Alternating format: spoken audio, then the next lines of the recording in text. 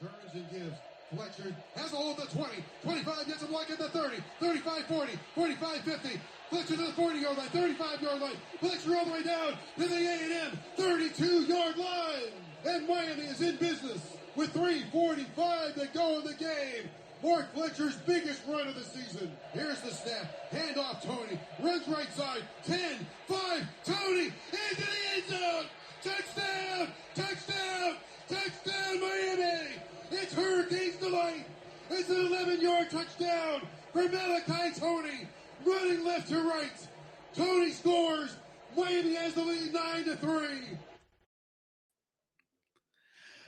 The Miami Hurricanes are back in business, everybody. Man, what a day yesterday up there in College Station, Texas. And words can't describe the scene, the way the game was played, the post-game reaction. I hope you guys had a chance to watch the video that we posted on CaneSport after the game, where we tried to capture all of the celebration going on the field after the game.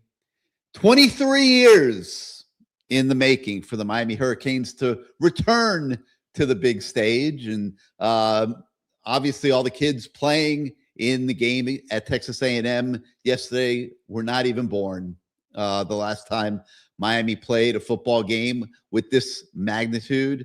But the Canes found a way to finish on top, and now we're all making plans to spend New Year's Eve in the Big D, Dallas, Texas, and just a colossal opportunity and game against Ohio State. Hello again, everybody. I'm Gary Ferman, the publisher of CaneSport.com. We welcome you to this special college football playoff edition, this holiday edition of CaneSport Live. In fact, while we're thinking about it, let's get some holiday flavor up on the screen, and we're going to have a good time tonight chopping all this up and talking about everything that happened yesterday in College Station and what might happen 10 days from now when the Canes play Ohio State in Dallas. As always, this is your show. It'll be driven by your participation.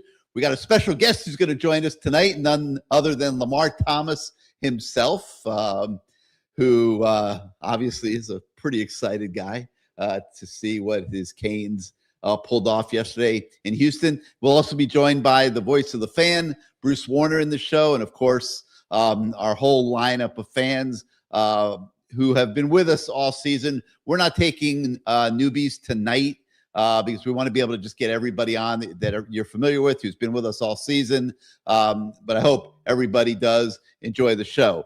So without further ado here, let me go to our man LT himself. I like that Orange Bowl background, LT. Little throwback. Man, College Station, the 12th man, the whole thing. I mean, I've been there a couple times before, but it is just such a cool place. I mean, I don't know that I can't remember ever being in or seeing a stadium that has 4 decks. They have 4 decks, and it goes like almost up vertically, and they fit 105,000 people in there. And the thing that blew my mind yesterday was that somehow this swirling, blustery wind managed to get down to the field. I hope we have some engineers on the show tonight who can explain to me how that happened, because I don't know how that's possible, LT, but it obviously had a huge effect on the game, and I want you to talk a little bit about that here in a second. And Miami really played a defensive ball game with no margin for error and did it impeccably. And the offense was kind of stumbling and bumbling around. The game plan built around Malachi Tony, around lining him up in many different ways and places, and trying to get Texas A&M's defense to think too much and make mistakes. And man, they didn't make mistakes. And the Hurricanes blew a few opportunities to get out ahead of the lead, and then you have a close game in the last half of the fourth quarter. But big-time players make big-time plays in big-time games. We've heard that over and over and over again. LT, they put it to practice. Give us your thoughts on everything you saw yesterday. Well, first of all, Gary, I'm going to go ahead and pull out the victory cigar. I got to pull it out tonight, Gary. I am so proud of the University of Miami and the football team and what they were able to accomplish in that 105, 10,000, 130,000. I don't care what it was. They lost. We went in there, we won the game in the blustering wind, a defensive ball game, an opportunity to see, and you saw what, as they say, SEC football, right? That's what they expect Yes. in SEC football. We were to dominate the line of scrimmage, both sides of the ball against a good team. Man, I couldn't ever, I couldn't be so proud of what we were able to accomplish. I mean, yeah, I get the Florida fans, I get the Florida State fans, I get the people that are sitting on the couch, the Lucky Charm, the Notre Dame people that are eating Lucky Charms dipped in red wine on their couch. Okay, hey, we were there. We won the game. It wasn't pretty, but we won the game. We were there. You weren't there. You didn't deserve to be there. Shut up. Shut up, Notre Dame fans. Shut up. LT, you say SEC football, and Mario's built this program to be able to do that, and that's why in the days leading up to the game when we were doing these shows and stuff, I kept mentioning that like Miami is built for this moment and this game, and it was because I felt like when it came nut crunching time down in the fourth quarter, that they could do exactly what they did. They could go to power football and they could find a way to get it done. And man, like it was almost too perfect. I mean, when Mark Fletcher busted that big run, I was like, oh my God, and then the way they managed the rest of the drive, and people are debating, should they have scored the touchdown? Yeah. Should they have just taken a knee at the one? Yeah. I say there were 4 missed field goals Yeah. in that game, LT. Yeah. I mean, I'm not putting that thing in the hands of the kicker the way the defense was playing. I mean, I'm scoring that touchdown and I'm playing defense now. I personally did not like the way they played defense on that last drive. But your thoughts on all of that, the ability to power the football down the field, the decision to score the touchdown, and the way the defense played on that last drive, maybe a little too loose. Well, let's go back to the whole thing when I say SEC football. So I've coached in the SEC. I've coached in the ACC. I always thought the difference was the depth of the big guys that were agile, mobile, and hostile. The big guys on both sides of the ball. The SEC had better, I think, players on the whole. ACC might have 1 or 2. I was at Louisville. We had Sheldon Rankins. Sheldon Rankins was just one guy. But on those SEC teams, you got 3, 4 guys. And then you got some guys behind them, big guys that were very good on both sides of the ball, their offensive line and defense. So I think that Mario, coming from the coaching with Saban, saw this and built this team, constructed this team to have a big old offensive line and big guys that were agile on that defensive line. And that's what SEC football is. If you watch Georgia, big guys that can run around on both sides of the ball. You watch Alabama, big guys that can run around on both sides of the ball. So it's been crafted with money, of course, to get these type of team, to build a team the way he wanted to, and then build it around that. And I thought, watching the defense play, actually watching both defenses play, because Texas A&M defense played well too. You got to, I mean, they played well. It was a sloppy game if you're looking at it from the offensive side of it. It was a game where, and I wanted to say it was a game of like turnovers, who made the most turnovers would have cost the game. But remember, we had turnovers and they held us. We didn't score because of missed field goals. But it came down to the turnover at the wrong time. That's what it came down to. He could have gone the whole game without turnover because we didn't score when we had to because of missed field goals. They were able to play defense, stop us. We missed field goals. They drove the ball down the field on us, but we were able to block a field goal because their field goal kicker decided to drive the football, which is smart. He was not going to let the wind affect the kick. He tried to drive it. He kicked it low, and I don't know how Bang got up there like that, but he levitated like Michael Jordan, and he blocked the field goal. And by the way, with short arms, by the way. God. You know, I had to throw that in there, Gary. You had to do it, I know. I could. It was a layup. But you know, that game itself, man, it had ebbs and flows. I mean, it was.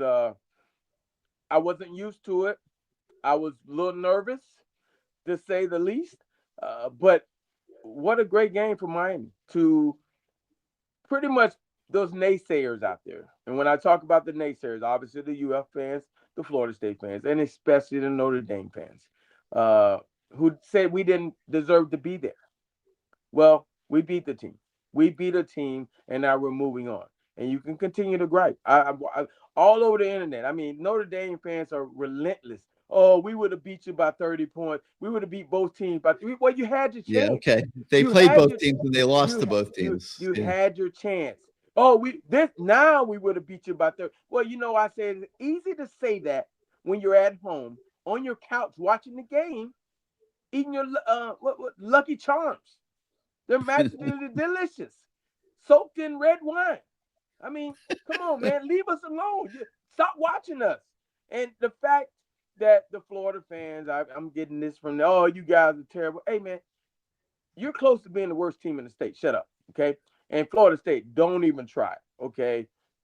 We're in the playoffs. We won a game. We got over that hump. Now it's on Ohio State. And, yeah, they're saying, Ohio State's going to do this. Ohio State. Well, you said the same about Texas A&M. So, you know, Mario's going to prepare this thing. That staff is going to prepare it. You know, Ohio State, we've seen where last year the teams that got buys, I mean, Ohio State beat a team that had a bye, right? They were able to beat, you know, I think Oregon had a bye last year. You know, it's a tough thing when you're off a little while and you have to play when the team is rolling. I mean, Miami's been rolling ever since the SMU game. SMU game was terrible. It was terrible. But ever since then, they have changed some things up. The team looks entirely different than they did then. We were able to win a defensive ball game.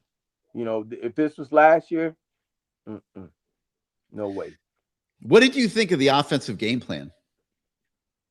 For that game, it worked. I agree. I totally agree. And we've been debating this all, you know, for the last 24 hours at CaneSport.com. And I totally agree. I liked the game plan. It was built around Malachi Tony, moving him around, creating eye candy, trying to get a really good Texas A&M defense, the best third down defense in the country, thinking, get them playing on their heels a little bit. And I believe, LT, that had they not done all that and created that mindset in the game, that maybe Mark Fletcher doesn't run for 175 yards. Well, I'll tell you this, Gary. The game plan, I thought, was executed. They did a lot of things, but they stayed within what they wanted. I mean, they tried things, and once it didn't work, they went away from it. You didn't see any of those screen passes because we talked about this, Gary. Texas A&M was probably one of the best defensive screen pass bubble game screens, plans. They stop all that. Yes. Their corners are aggressive. Their safeties are aggressive. They got guys coming from everywhere making tackles. We tried it a couple of times. We went away from it. Okay, so to be able to adjust and evolve was, you know, hey, we had a game plan. They stuck to it. We ran the football. The O-line showed their dominance, and I agree with the game plan. For this game, it was a perfect game plan. Now, you're not going to be able to go do the same thing in the Cotton Bowl in 10 days. Yeah. I don't think. I mean, I think you're going to need a lot more passing game, you know, a more traditional type offense to play that game. But for this game, in that environment, on the road, with those fans and everything, I thought it was phenomenal. And it's not that it didn't work. It's just they left 9 points on the field with the field goals. They missed JoJo Trader for an easy walk-in touchdown, overthrew the pass. Yeah. Tony misses Carson Beck on the wheel route on the backside. Yeah. Nobody within 20 yards of him didn't see him. That could have been another touchdown.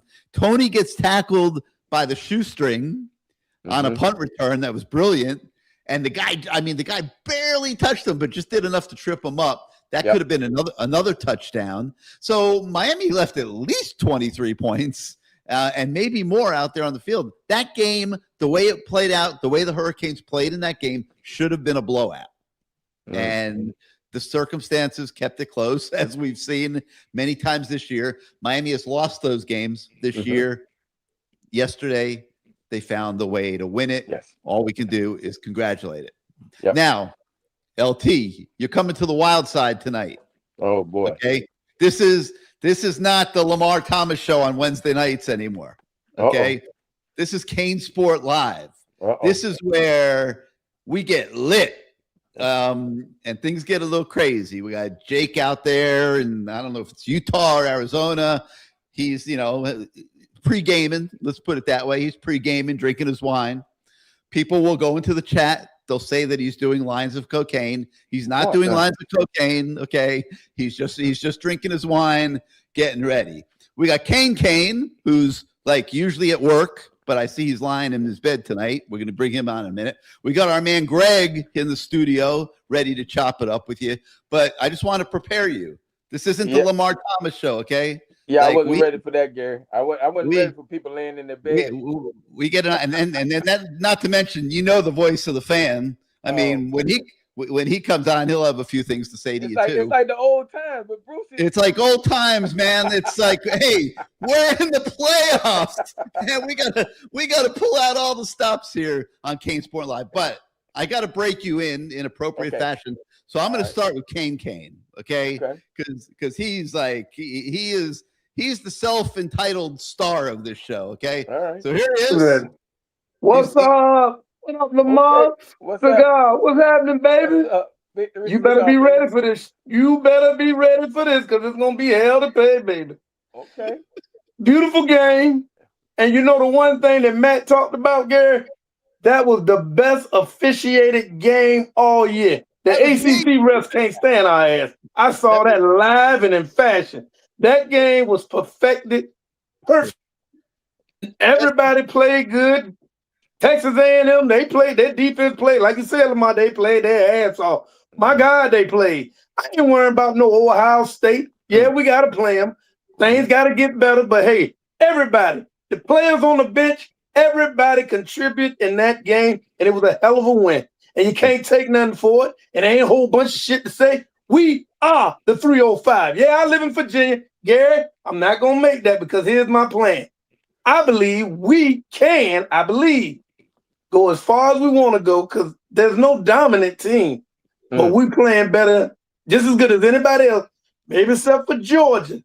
But if we can get over this hump and get to that game in Miami, oh, hell yeah, I spent $1,500 for one game. For my boys, I got the same because I believe we will play because that's what it's all about. It's happy times. All the curse is over. Every curse we had. We can't win off bye weeks. We can't win in November. We ain't won a playoff game. The hell with it.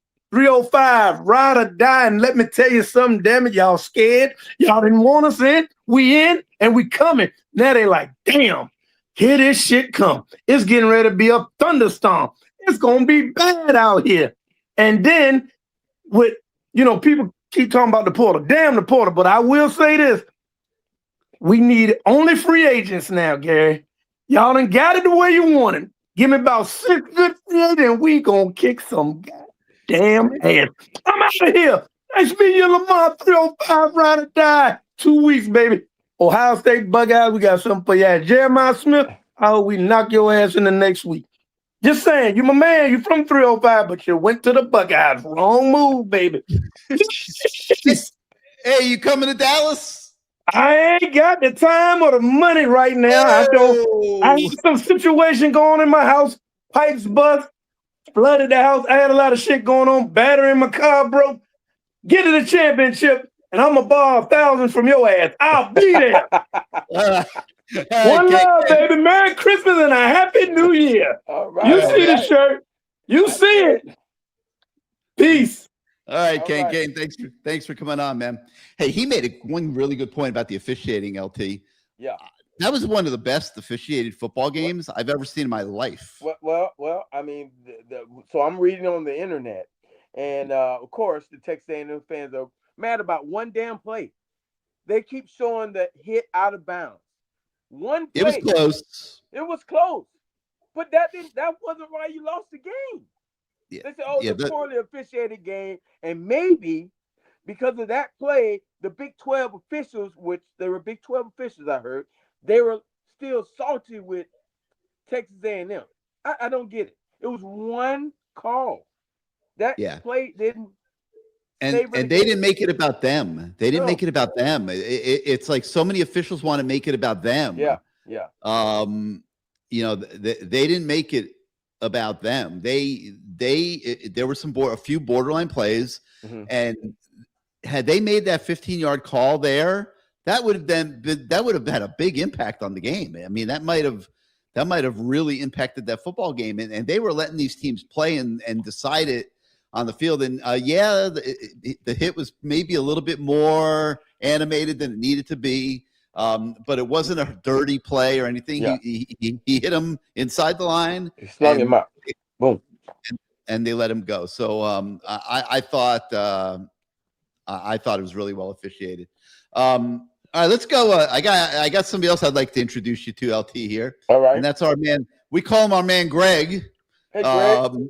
I was on a plane. Going to College Station a couple of days ago, and somebody says to me, "I love Greg." Okay, he is so knowledgeable, and he really knows what he's talking about. And they were just going on and on about you, Greg. And just wanted to let you know that people out there in the Canes Nation really feel like you are the man. So what do you got for us tonight? Okay, Lamar, I'm old enough to remember when you were the man years ago. Okay, I got a few points. We have to make Corey Heatherman Mario's Brett Venables. We need to pay this guy. They need to keep this guy for a while. This guy is fantastic. Okay. By the way, Gary, just stepped in any poop? No. Oh, no. They had the whole thing blocked. They weren't letting that happen again. Brilliant. They had chairs blocking the bench. They moved the bench up from the wall, like up about 5 yards or so towards the field. There was no chance any horses were coming in there. And I think that we successfully raised the alarm enough that because it was a playoff game, that would not have been a cool thing to do, start shitting up the Miami sideline. So, no, there were no horses inside the stadium. I saw some outside the stadium. I didn't see any horses inside the stadium. All right, now, I need to know who pissed off Ruben Bain more, that offensive lineman or you? I don't know. What do you think, LT? Because you were criticizing Bain. And I've been telling you he's going to be a top 5 pick. Listen, I'm happy to poke that Don't bear. tell me he's not. I'm happy to poke that bear because let me tell you something. When he plays hard, he is a different level. He's a let's say problem. When he plays hard, he is a different level problem. And last night, he had 3 sacks in that game. And I'm telling you, I don't even think he maxed out, to be totally honest with you. I have high standards for Ruben Bain. I don't think he maxed out. He had 3 sacks in that game, which is almost as many as he had in the entire season. And that's because he was playing from the start of the play to the whistle. And when things were getting flushed out of the pocket, he was there to clean up on I think at least 2 of those 3 sacks. And that was what I was looking for from Ruben Bain, quite honestly. And I thought that he made a big move in that direction last night, and I give him nothing but applause. But whatever gave him that edge, Greg, and I'm not taking credit for it by any stretch of the imagination, trust me, whatever it was that gave him that edge, let's do it again in 10 days. Miami's not beating Ohio State without Ruben Bain at his best. That's true. Okay, I want to go into that thing about Malachi Tony going down at the 1. If we had Borregales, I would have wanted him to go down at the 1 because Borregales ain't going to miss 3 field goals in a game, okay? I don't know about this Carter Davis. I guess you were there. It was very windy. It was windy. Okay, now a couple more. Jeremiah Smith, great, awesome receiver, but I know damn well that Xavier Lucas, Damani Brown, and OJ Federic, they all grew up playing with and against this guy, so they know this guy's tendencies. They know how good he is and what needs to be done. We're not going to stop the guy, but we need to control him. Okay. Can Jeremiah Smith be controlled? He's a bad boy, but when you have a pass rush and you get to a guy that's not mobile, things speed up. And if you can get it to speed up and throw the ball before it's supposed to be thrown, it can cause a lot of problems. A lot of problems. Right. That's old Miami football right there. That's old Miami football. Put enough pressure on the quarterback that everything gets sped up. He's getting rid of that thing, and it's usually an incompletion or an interception. Okay, Gary, what did you think about how Markel Bell played? I thought he was fine. I thought he did a great job. I did. Did Cassius Howell was he playing? Yeah, I don't remember even thinking about that guy the whole game. Right. So him and Francis did a great job. But okay, my last point. Are you going to get everything on the show tonight? I don't think he's appearing. He's been missing in action for a month. Oh yeah, I thought so. Okay, my last point. I think Texas A&M needed the 13th man, not the 12th man. All right, Gary, Lamar, thank you for all your great play through the years. And pleasure talking to you. I hope we win next time. Are you coming I'm going to the Fiesta. I can't go to this game, but if they win, I'm going to where is it? Glendale or wherever. Phoenix, Phoenix, yeah. Okay. Happy all right, holidays, Greg. G-Money. Happy holidays, Take care, buddy. Yeah, happy holidays, Greg. All right, let's. This is a whole different show. You ain't lying, man. I told you, man. This is fun. We have a great. This is the people. This is Lamar Thomas love the people, baby. Yes, the people. I love this. This is the people. This is the people show, and that's why. I mean, we probably should call him the voice of the people, I guess, but we'll call him the voice of the fan and bring him in. You recognize it? Hey man, we back. This is like old times, baby. It is like old times, yeah. That and you know what? On your face, bro. I haven't seen a smile like that since we got rid of Manny Diaz.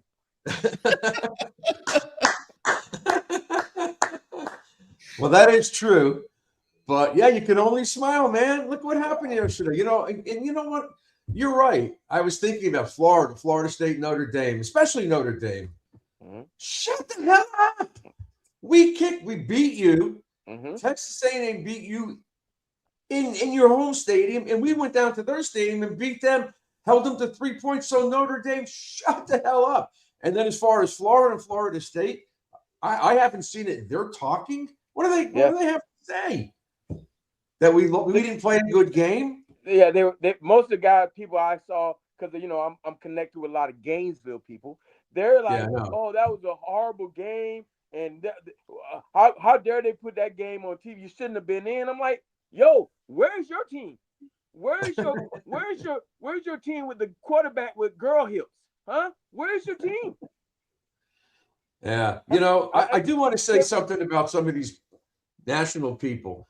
I don't know if you heard these things, like Stephen A. Smith was just pounding for weeks. We stink. We don't deserve to be there. We're going to get killed by Texas A&M. This guy is a cartoon character as far as I'm concerned. I don't know if you like him or you don't. I don't care if you like him. Nobody. He's a cartoon character. He doesn't shut. He knows nothing about the Canes. He knows nothing about you when you guys were there. He knows nothing. He knows maybe the last 5 years. And we struggled. You know, he came to one of our games. I saw him. I didn't even speak to him. Yeah, I know. He came to one of the games. Yeah, his hairline's way back here. He needs to go and cut ball. He needs to go ball. He needs to go and cut that. But I bet he was sucking up, you know. He's sucking up. Oh, yeah. You know, he doesn't. And the other guy, that bald-headed mongoose, Paul Feinbaum.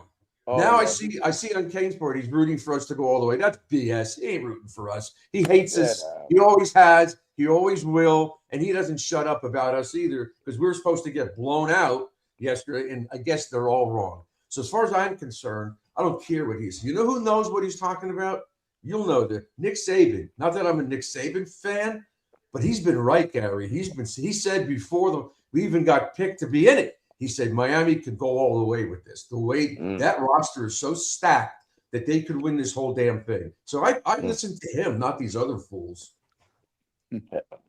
I don't. Let me tell you something. Coach Saban is he's a guy that's been there. I'm gonna trust the guy that's been there, not a guy that was a sports writer that all of a sudden became know-it-all. And I'm not gonna trust that guy. He got kicked out of every sport. They tried to put him in UFC. He was terrible at that. They tried to put him in basketball. They kicked him off that show. Now he's doing college football. They need to kick him off that show. Talk about, I don't know what you can talk about, Stephen A. You got a lot of money. I get it. Get that hairline fixed. Maybe grow a little bit. Put some up here, right there. But something else. But you need not to say nothing. I'm going to trust the people that's been there. Paul Feinberg, we know what you do. You're an SEC guy. Okay, right. We beat an SEC team, so now you're trying to save face.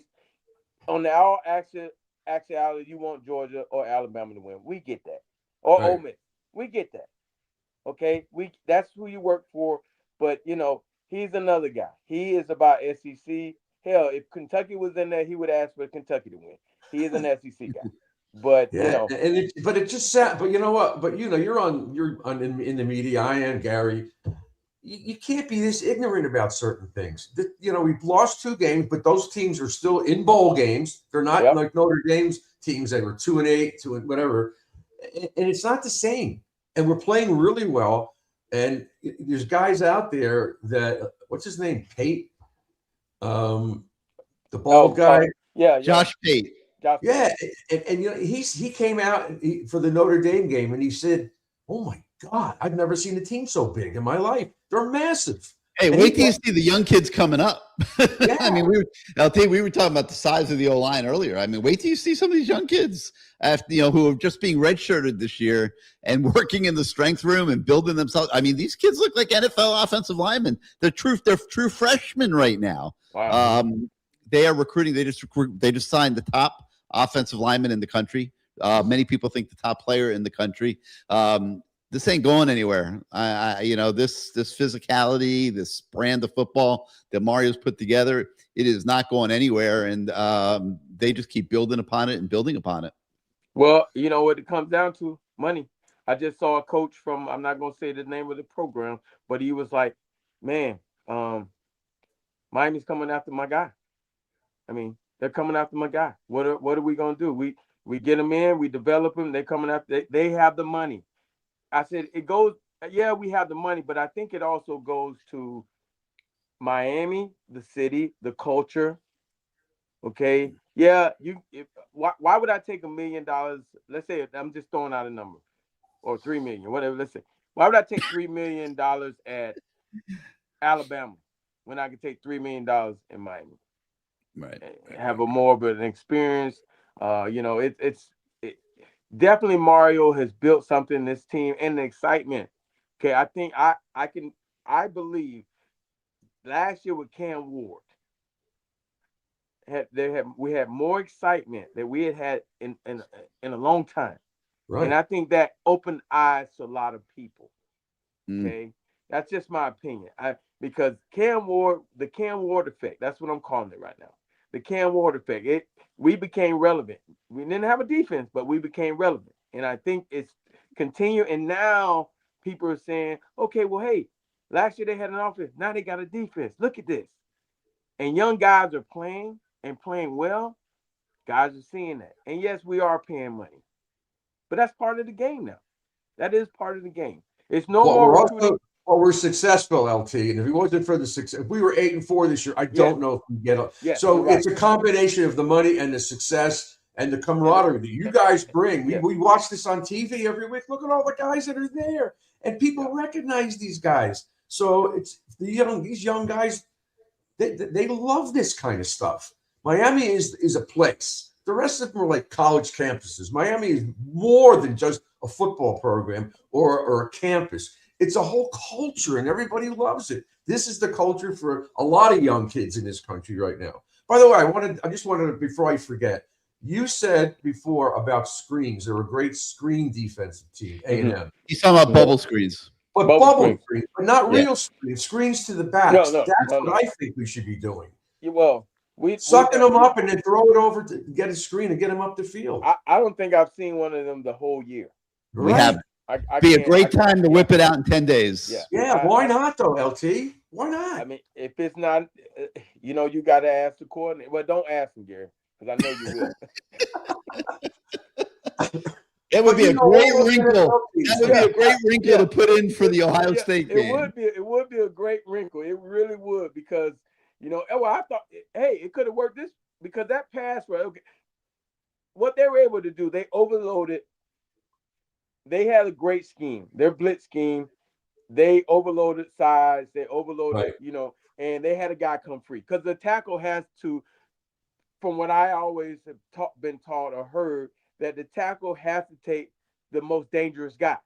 So he's going to leave the outside guy, and they're bringing another guy. And they had a great scheme. That would have been a great situation to throw a screen, like you said, the old screens. Yeah, like you used to throw to Melvin. Yeah. Melvin caught a million screens. Yes. Steve McGuire, all those guys. Steve Leonard, all these guys, they caught him in McGahee and Portis. They all caught screens. Now we're not doing it. But why aren't we doing it? It has to be in your game plan. I mean, that's some coaches. Are you serious? Is that seriously not in the game plan? Come on. It absolutely is not, because we haven't seen one the whole year. It's not in the game plan. And I could tell you, but it would be a great thing to put in the game plan. Yeah. Right. It will slow down that rush because now they're going at full speed. Yes. The way you attack Carson Beck is pressure.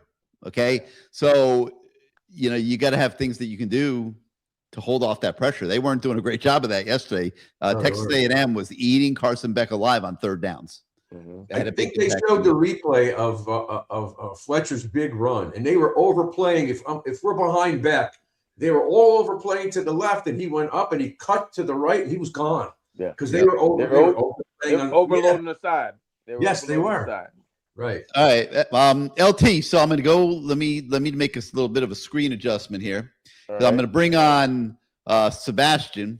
Okay. He prepares signs for us, LT. I need to get my eyeglasses. Hold on. Just to set the stage. Okay. Program defining win. Shannon Dawson stepped up. Keyshawn Scott was a difference maker. Absolutely. We can challenge and beat Ohio State. My favorite right here. Gary was right. Yes. And the Miami brand is back. What's up? Yeah. Hey, Gary, you did good. And I'm not going to talk long. There's a lot of people that needs to get on it. But LT, I just want to say, it's so great to have you on the show. We're probably about the same age. I was a freshman in college at a small school in Alabama. And I'll never forget that catch you made when you played in the Orange Bowl. And I think it was over Clifton Abraham. And you scored that touchdown on it. It was a beautiful play. And you've always been a Cane. You've always been one of my favorite players. So I'm just happy to have you on the show. Thank you, man. Thank you so much. All right. So Gary, you read on my points. I got a 40-second clip I want you to hear from Mike Elko. Not that you haven't heard it before, because it's going to give some context of what I want to share. You think back to the offensive struggles. What do you think made it hardest on you guys to get points on the board? Yeah, we lost the game at the line of scrimmage, and I think it got worse in the second half. I think, we just couldn't keep them off of us. We couldn't get the run game established. We became one-dimensional. Once we became one-dimensional, they were able to tee off. I think they finished with 7 sacks. We didn't win the line of scrimmage, and you can't play a football and not win the line of scrimmage. And, that obviously they're able to get the run game going, and we wound up losing the line of scrimmage on both sides of the ball, and you're just not going to win if that's the case. What do you think, Gary? I think he's right. So when I say Gary was right, Gary, you was talking all last week saying that we don't need to go into a shootout. that may not be the right approach we need to take. We probably need to lean on the run game, and that's where we thought it was vulnerable. We can't have Carson Beck kind of throwing the ball up all over the place and everything. So Gary, when I say that you were right, sometimes we don't give you guys your props for your analysis and everything, but I try to be one of those fans that come on the show and let you guys know when I see you guys hit and where I see you guys miss it. And Matt's not here today, but you were definitely on it. So let me go over my 5 points because I only want to talk about 5 minutes. Lower your sign so we can see you. Okay. So I thought it was a program defining. Let me see if I can adjust my phone a little bit. I think that's the best I could do. There you go. You could put the paper down. Okay. I thought it was a program. I thought it was a program defining win because we were the big game in town. Everybody was watching us, and we're going up against the SEC. And Miami is one of those dangerous teams because if we can hang with the SEC, that's going to keep a lot of players from leaving the state. And, the Jeremiah Smiths and, the Calvin Ridgely, all these talented players, it's just going to make that pull to go out of state that much more difficult. And so I thought it was a program defining win because I can't tell you the last time we've won a game of this particular magnitude that has made that much of a big difference. When I talk about Shannon Dawson stepping up, he went to that pistol formation, which when he was trying to go the inside zone kind of run play, when you're in the pistol, you don't know if it's going right, you don't know if it's going left. And that just kind of confused the defensive line of Texas A&M. That's what I saw.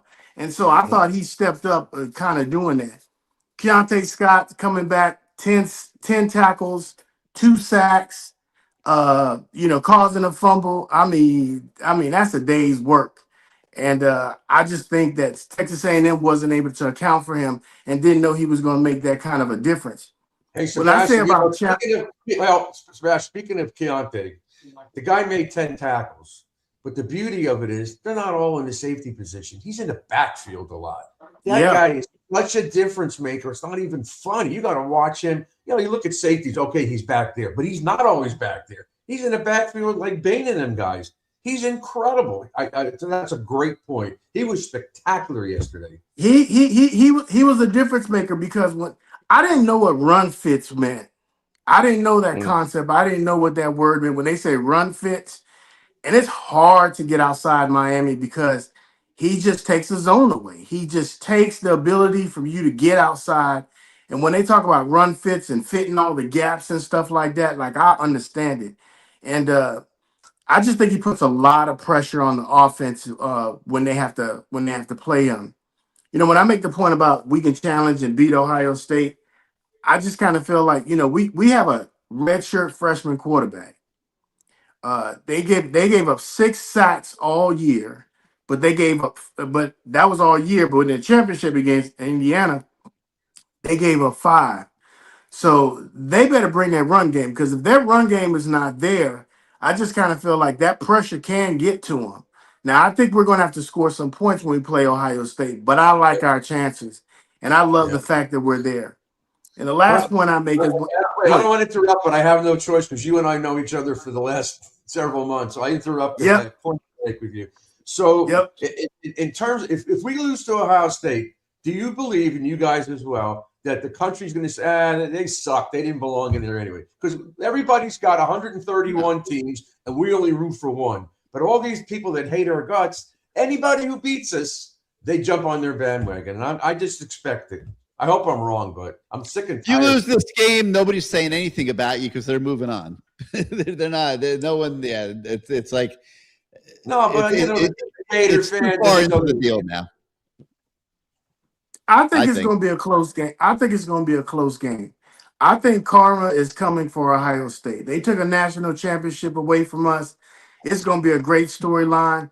What I hope not to see in the next 10 days is for us to get our head too big. We're going to have to prepare, right? We're going to have to prepare. And if we prepare and we go into that stadium, if it's a close game, I like our chances. I even like our field goal kicker to kind of bring us out, really. I thought he had a horrible game because of the wind and all that stuff. But if it's a close game and it's in the fourth quarter, I like our chances. I really, really do. I like our chances. And man, I just want to say that the Miami Hurricanes, what they did this yesterday, they gave Hurricane Nation a Christmas present. Because guess what? Everybody's going to enjoy their Christmas. And I tell you what, it's going to be so special to be on New Year's Eve, getting ready to be around family, watching the Miami Hurricanes. What do you guys think about that? Yes, sir. Yes, it's Well, going to be very special. To I have not told my wife yet that the game is on New Year's Eve, but she's going to find out soon. LT, did you see Kelvin Harris's comment that I took Geritol pills tonight so I could stay up Oh and my be? God! He's always, Gary, this is my last comment.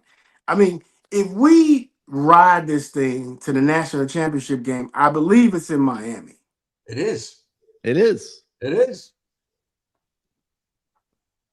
It is in Miami. Yeah, you froze, Sebastian. Yeah.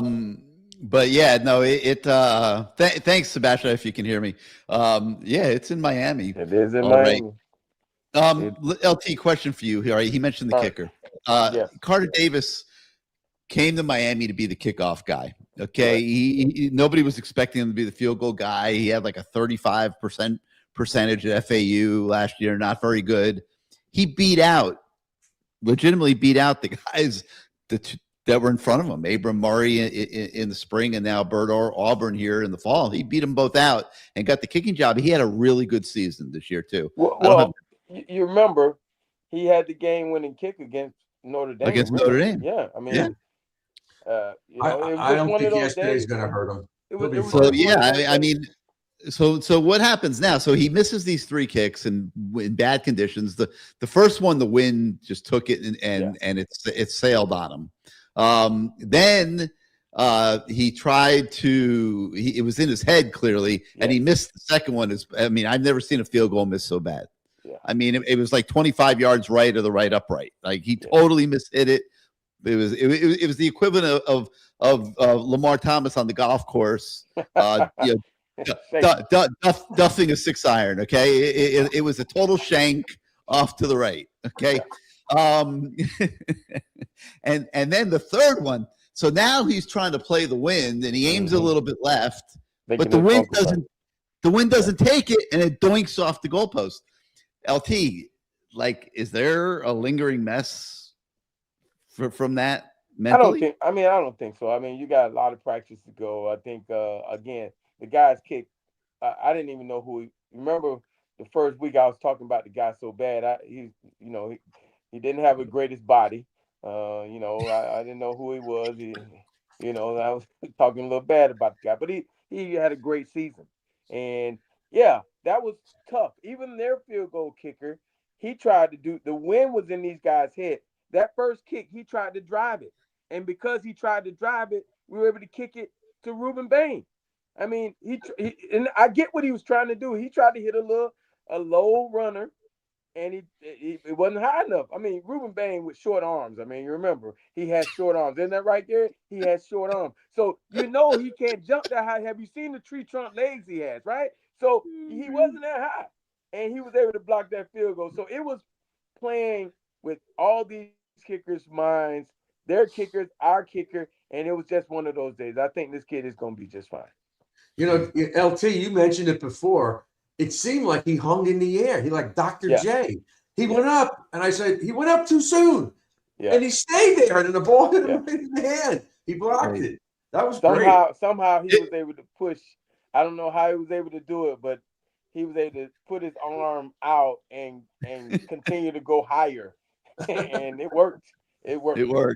All right, let's go to JC. JC, welcome to CaneSport Live. What you got for us tonight? Yes, we won. We won. I feel like I'm Michael Irvin. We won. We beat these guys. I haven't felt this way in a while. If you could, you would give Lamar a kiss on the cheek right now, wouldn't you? I'll blow one. I'll blow a kiss. Did you see Mario called it disgusting last night? Let's not do that. I got to talk to Mike about that. That was. I'm glad I could talk to you, Lamar. I got so many memories of you, and I remember when you were going up that. I know this is not the Lamar Thomas show, but I just got to say, remember you were going up the left sideline. You had to run a little bit quicker against Florida State. You caught that touchdown with Craig Erickson. You fell on your back when you caught that pass against Nebraska. Yeah. And I always remember you broke Michael Irvin's record against San Diego State. I always remember that when you caught that. Dude, I got a trivia question for you. Who threw me that pass? Against San Diego State? Yeah. It was Gino Toretta. Nope. No, it was Frank Costa. It's Frank Costa. Gino took himself out the game, selfish bastard. He took himself out the game, and Frank Costa had to throw me the damn one catch. I needed one catch, and I caught it and almost tore my knee. But yeah, he's the one that threw me the record. And then again, I know Sebastian mentioned this, but against Florida State, 1992, you were having. I read in Sports Illustrated after that game, the writer said you were having a hard time getting free from Clifton Abraham, and then someone on the sideline, a former player, gave you some advice. Then you went out and burned him for that touchdown. So it was Nat Moore. Yeah. I always wanted to know, like, what did he tell you to get free? He told me to use my length. You know, what was happening was I was letting Clifton was a strong cornerback. He wasn't fast. He was strong. He wasn't like T-Buck. He wasn't as shifty as a Terrell Buckley. But he was very strong, and he was getting up under me. I had over 100 and some yards that game, but a lot of it was against Corey Sawyer. Yeah. A little bit was against Clifton, but not much because he was trying to be physical. And they just told me, hey, use your length, man. That's what you got long arms. Use your length and grab him. Grab him before he grabbed you. And that's what I did. I got up on him. I yanked him. It kind of threw him off balance a little bit. I was able to go around him, and Gino threw a perfect pass, and I ran up under it. Man. Well, I got to say, I'm wearing this hat. I was wearing this in the 90s. I've been living in the past. I've been living in the past a lot. Whoa! You even kept the envelope. Now we're moving on, and we're doing this. Yeah. We're also we used to do this a lot. Number one. Yeah. So we're going for number one.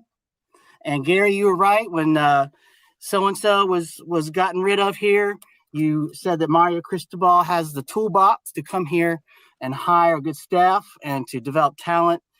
And I want to echo what Sebastian said about hiring Corey Heatherman, because he's our best hire at defensive coordinator since Greg Schiano in 1999. So and ironically, he came from that Greg Schiano tree. And you did mention you didn't. Oh wait, you didn't like D'Onofrio? No. Onofrio, Coach No D. Yeah, exactly. Gary, you said you've been talking about we're built for the playoffs. So I was wondering, do you mean to say that's because of our strength at the line of scrimmage? And if so, if that's what you mean, and if the ability with the game on the line to put it in the hands of your big boys up front and power the ball down the field and get the points you need to win. And that's a unique trait to have. Not too many teams in college football can do it the way you saw Miami do it last night. And, it's not too different than, March Madness or the NBA playoffs or, the whole NBA season. You see teams running and gunning up and down the field. They get into the playoffs and it becomes a half-court game. And if you can't execute a half-court offense, you're not going anywhere in the NBA playoffs. Well, it's not that different in college football. Like, Texas A&M all year long was racing up and down the field. They averaged 36 points a game this year, JC. Well, yesterday they had 3. It was a different type. It was a different type of ball game. The Miami defense was a different type of monster. And that's what I'm talking about, being built for the playoffs, being able to do what Miami did yesterday offensively and being able to do it defensively as well. Miami, Gary, I don't think A&M played Bama, Georgia, or Oklahoma this year. They didn't. They didn't. So that may be one of the reasons why they're averaging 36 points a game. Yeah. Look who they didn't play. But they didn't play too many defenses like the Canes were playing defense yesterday either. So yeah, so based on yesterday, our defense could go with anybody. We need our offense to step up. And it worked both ways, Bruce. I mean, we were challenged to do a whole hell of a lot on their defense too. Yeah. And but I don't think it's as simple as we couldn't just sit there and play ground and pound the entire game. I mean, Lamar and I talked about this at the beginning of the show. I felt that the way they attacked offense in that game with all the formations and all the gimmicks and different things to try to make Texas A&M think, even though those plays did not work, and even though they got blown up on third down, I felt it set the tone because they're on their heel. They're playing defense on their heels still, and that allowed them to go pound the football in the fourth quarter. Hey, LT, what do you think about using Malachi as a decoy early in the game? Show the same formations, but you're just using him as a decoy and go some. Those other receivers are pretty damn good by themselves. Well, I had a little intel that I got from somebody that they were going to double Malachi and put their best defender on CJ Daniels. And so that's what their game plan was. And if you saw the way they were moving him around, it was hard to. I saw a couple of times they had to show two guys moving with Malachi. And so what all our coordinator was doing was being able to identify what they were doing by the way, when they were running guys with him and another guy all of a sudden starts spying from the other side. They had a great game plan for Malachi. They wanted to take him away. But what they didn't count on is that once that running game got going, every now and then, because we didn't really throw it a lot to everybody else. I mean, we threw a screen or two here or there, but the whole thing was to move him around, line him up in the backfield, which was a new something they hadn't seen, move him around. It was all to make sure that if you're going to double him, you're going to have to show us you doubling him by the motion and moving him around. Okay. Maybe this hybrid power running game and air raid thing that Shannon Dawson have will turn up being the secret sauce for a championship. And I'm just going to dream, maybe we'll beat Ohio State, we'll revenge the past, and then we'll beat Carson Beck's former team. Then we'll meet at Joe Robbie Hard Rock Stadium. Beat the Oregon Ducks, Mario's former school. So Gary, who do you think should cover Jeremiah Smith? Xavier, Lucas, Damari Brown, or is it just going to be like a joint effort? More could be Frederic. What do you think, LT? Do you put one guy on him, or do you just play within your scheme? And I mean, Miami's got big corners. I mean, well, the thing is, also, our safeties. I was going to say, make sure we get some safety help, but our safeties are counting on a lot in the run game. You look at two tacklers. You got Torrey, who's the leading tackle, and after that, two safeties. I mean, they make a lot of tackles. So you're going to have to figure out, we got to get to their quarterback to speed up this whole process. And, you can play off, you make him catch everything in front of him, but you make the tackles, you can play press, make sure somebody's rolling over the top, keeping an eye on him. But you also have to, that other kid, Tate, I think it's Tate, is it Tate, number 17 or something like that? He's a hell of a ball player too, and they take advantage of that because teams are rolling to Jeremiah, and he's coming out the backside. I mean, they got a good thing going. They got two really good receivers. We were able to shut down two really good receivers last week. That Concepcion and the other kid, they were really good. They were fast. We were able to shut them down, but it was because we got pressure. We got pressure on the quarterback. So hopefully, if we can get there with Sayin, who's not a runner like this other kid was that we played last week, who could extend the play and force them to make mistakes, we might have a chance. And you can play him. You can single him up now if you can get to the quarterback. Yeah, I think they can maybe get home to the quarterback with just a 4-man rush and not have to blitz as much so they can focus on those receivers. Yes. And yes. then they can confuse that kid. He's a kid. He's still a kid. Yeah. All right, JC. All right, guys. Beat Ohio State. Yep. Thanks for coming on the show, man. Asad Marley here is making a great point that Bryce Fitzgerald is number 2 in the nation in interceptions as a true freshman. LT, this kid's got a real knack for knowing where the football's going, and he saved that fake punt yesterday too. Well, you think about it, if the kid is playing. Okay, I was sitting with Ja'Cory Harris watching the game, and when the safety went out, I was like, "Oh man, that kid's playing so well." He said, "Don't worry about it. Bryce is coming in, man. 13, he's balling. He's been balling." And I'm like, "Yeah, but them guys are playing their ass off in there. Like, don't worry about it." And then this guy gets 2 interceptions, man. This guy gets 2 interceptions, and he's always around the ball. He's a ball hawk. But you know what else, Gary? I think this is true too. He's got 6 picks, but how many plays has he been in this year? He's not playing a lot, not a million. No, I mean, he's got 6 picks with he's played 100 snaps. He's unbelievable. He's made plays. That's what he's making plays. That's again. Again, Gary.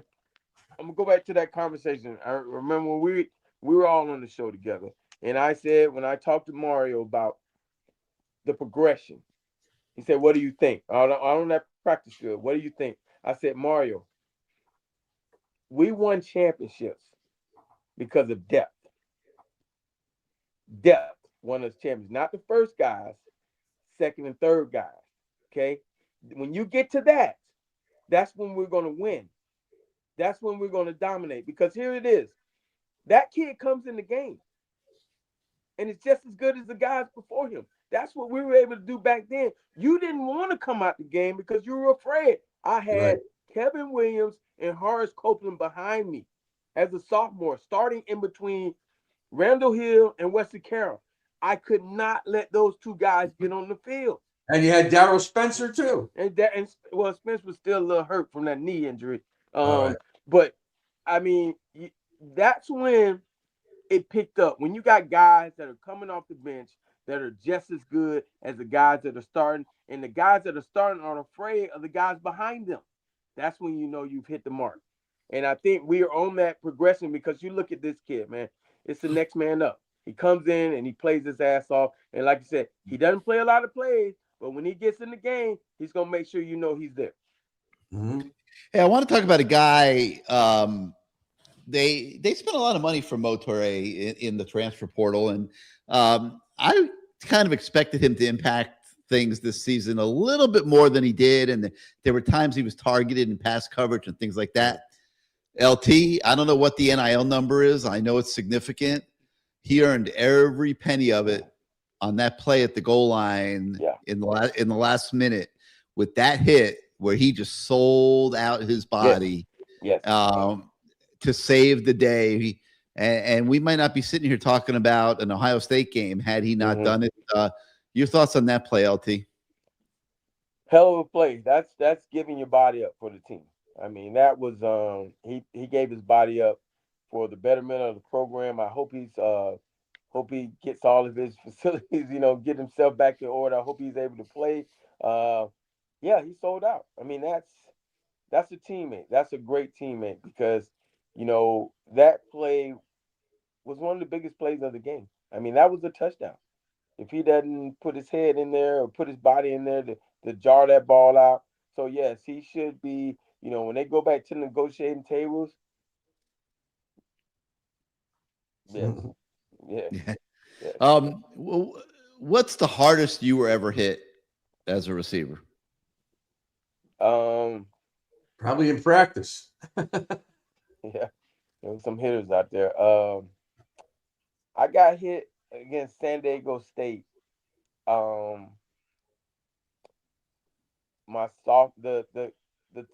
they had the big quarterback, when we went out there, and that game out there where they had that big old quarterback, McGuire.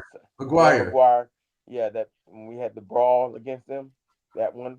I got hit up the seam, and I got hit pretty good. I mean, I got hit right in the face from a guy coming downhill, and it was I literally thought my career was over because he hit me so hard that I thought my knee was messed up. But it worked out well. But yeah, I got hit. What's a hit like? What Mo Torre put on that receiver? What's that feel like? I mean, obviously, it's one of those things where you're concentrating on the ball, and when you go to catch the ball, it's surprising. Sometimes a guy's going to hit you because that's part of the game. You're going to get hit. You're just trying to figure out when. And can you tuck the ball away? Can you cushion the blow? And sometimes you get hit before you're able to kind of move and not get hit as hard or cover up a little bit. And those are the ones that hurt the most because it's coming. You just don't know when.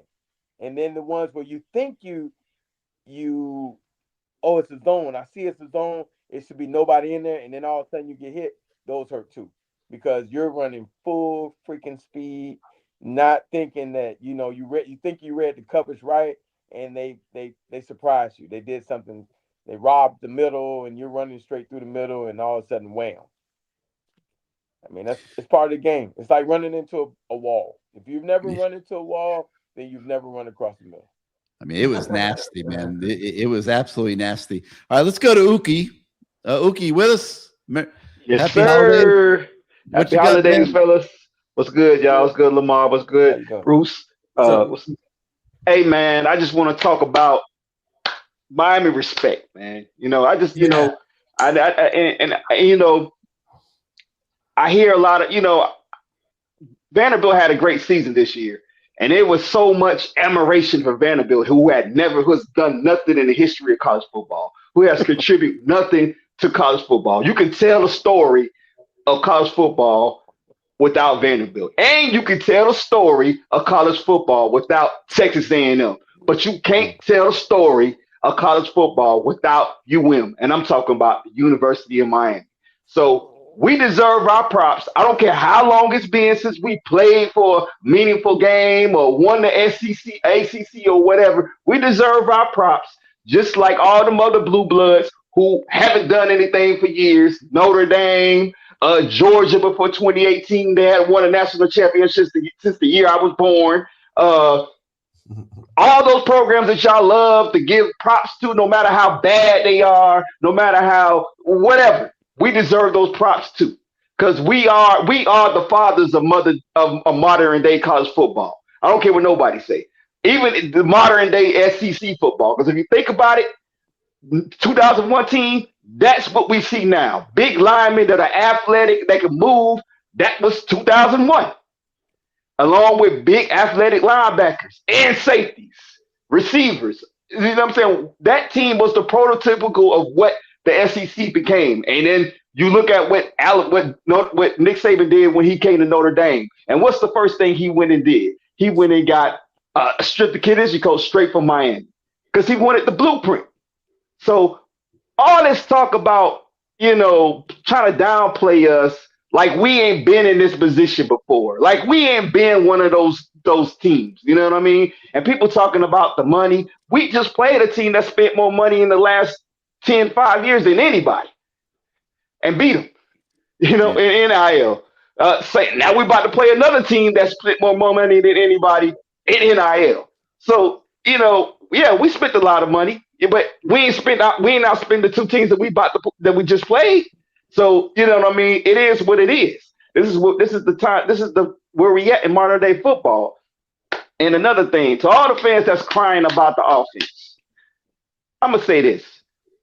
When you tell me a time in the last 20 years Miami wins a game like this, you tell me in the last 20 years Miami wins a game 10-3 on the road against a hostile environment. You show me a coach, a defensive coordinator, an offensive coordinator that you believe that could have won a game like this in the last 20 years. You know that Mario went into Ohio State before when he was at Oregon and beat them. You know that. Yeah, I know that. But I'm talking beat them very much the same way that Miami beat Texas A&M yesterday. Exactly. So that's my point. So people crying about the offense, or that they talking about they was conservative. He was conservative for a reason, because you wasn't playing against NC State. You're not playing against Pitt. Okay, you go out there in a bad weather game. Your quarterback throws multiple picks. We don't win that game. So you played you played that close to the vest. You won the game with the running game. Yeah, you took some shots when you could. You made some little trick plays in there and everything. And it didn't work out. But it is what it is. We won the game the way we were supposed to win the game. And now we go into a neutral field against Ohio State, who I think we have the chance to really win this game. I haven't been impressed with Ohio State at all this year. You know what I mean? And just like Texas A&M, they haven't played anybody. You know what I mean? They lost to Indiana, and I know Ohio State fans talking about they didn't really try hard in that game, but whatever. Oh, we got a way better D line than Indiana does. So if we get to that quarterback 7 times, it's not even going to be a game. So hey, I wouldn't say that, Uki, but let's just win the game. But yeah, I think we have the defense to stop anybody. We need to score some more points. We will against Ohio State. We're indoors. We won't have any wind factors. You know, we talked about the kicker. Who knows why they didn't let Beck throw? I'm not worried about the kicker. Bad weather game. He'll bounce back.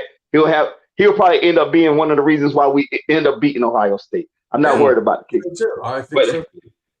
But I will say this: Jeremiah Smith, Brandon Ennis. I got love for Jeremiah Smith. I think he handled his recruiting very well, very respectable. Brandon Ennis, that's the guy who I have no admiration for. He was very disrespectful doing his recruitment, talked down on the coaching staff, talked down on the program. You know what I mean? I'm okay with South Florida kids not coming here.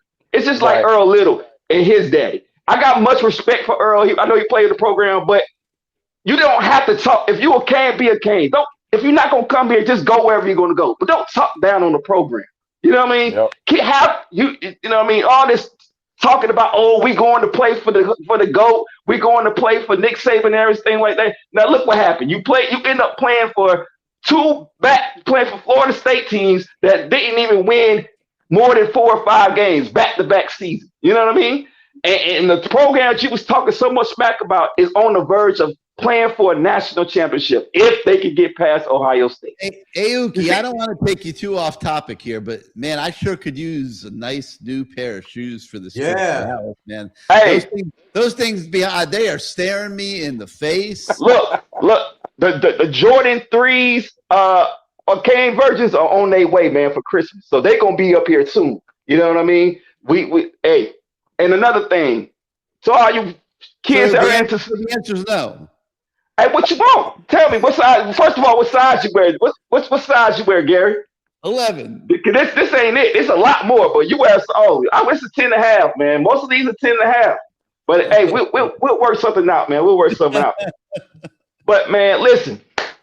To all you South Florida kids, man, that have been disrespecting the program and running off to the SEC, Big Ten, or wherever you're going. You know what I'm saying? Hey, pay attention, man, because this is not a mirage. This is not just temporary. This program is moving in the right direction. Don't disrespect your home team. Don't be a Calvin Russell in the last minute want to come home but can't come home. Okay, handle it the right way. Go Canes. Love y'all. See you in 2 weeks, baby. All right, Uki. Thanks for coming on, man. Good job. LT, what the hell is that? I am Batman. Hey man, this show, man, I love this format, man. You can just be yourself, baby. I like this. This is great. I told you were gonna have a good time. Let them talk, and you know, and then also, oh man, Bruce is in a good mood. I can't believe this shit. I even said a cuss word, Bruce. I haven't seen you in such a good mood, man. Man, this is just, you know, you always were so in bad moods, man. I hate to see your ass in court. Yeah, I've been on fire lately. You saw my ass in court. You know what happened. Yeah, we won. Now, look at you, man. This is so beautiful. So we need to keep winning for Bruce, man. We need to keep winning for Bruce because this is awesome. I want to win for the program and the school. Rocky's coming to us from his living room, it looks like. Let's see what he's got for us here tonight. What's up, Rock? How you doing, man? Happy holidays. I got Lamar and I got Bruce, man. I feel special tonight. Thank you, Gary, for putting this together. What's going on, gentlemen? Man, hey, look, Bruce, you're in a good mood, man. My mission now is to get you in a bad mood, brother. No, it ain't. No, it won't happen today. I'm in a good mood today. I don't care what happens. I'm gonna help you out, Bruce. I don't know if they're gonna be talking about it if we lose to Ohio State, if they're gonna be talking about it. But you know what? They're talking about it now. Yep. It didn't take a half of a day for those guys to get started already on the wire. I was looking it up all over YouTube today. The smack talk is real. The Buckeye side is coming out in droves. They saw the game the other day, Gary, 10-3. We're nothing. They're smirking and laughing it off, and it is beautiful because there's nothing. You know what it's called in reality, Rocky? They're scared. They're nervous and they're scared. Terrified. Otherwise, they wouldn't say a damn word. But what I was gonna say, Bruce, is there's no better position than our Hurricanes to be in right now than to be underestimated. That is the best thing in the world. Nothing to lose. Let it all fly. We have nothing to lose. And Gary, there's been a couple of infiltrations on the message board from a couple of guys. I was actually trying to get their emails to give them the link to the show tonight to get them in here because we were going back and forth. They were talking about the score was going to be 31-17. Carson Beck sucks. Ruben, once again, Ruben Bain, wait till he sees our offensive line again for the second time in a row talking about that crap. Well, we'll make sure Gary says something negative too. We need Gary to say something negative. Gary gets under the skin too. So I got nothing to say, man. I still don't think we've seen the best. I mean, I thought he was pretty good yesterday, but I still feel like there's another gear. Well, my deal is how does this keep getting overlooked? What do we have to do? I mean, they came in there yesterday against an offensive line in Texas A&M that was probably one of the best offensive lines in the SEC, if not the best, and we hung 7 sacks on them. Or so they said. Or so they said. Or so they said. Yes. But before we play, they're the greatest thing since sliced bread. Yeah. After we beat them, they had a bad day. They weren't that great. They had a weak schedule. Man, shut up. Don't give me that crap. They were pretty good. I'm not going to down talk those guys. They were pretty. I thought they were pretty damn good yesterday. That was a good team. Look, we just held Texas A&M squad that averaged 36 points a game to 3 points. Damn the win. I don't care about the win. 3 points. That's championship defense, fellas. Yes, it That's was. Championship defense.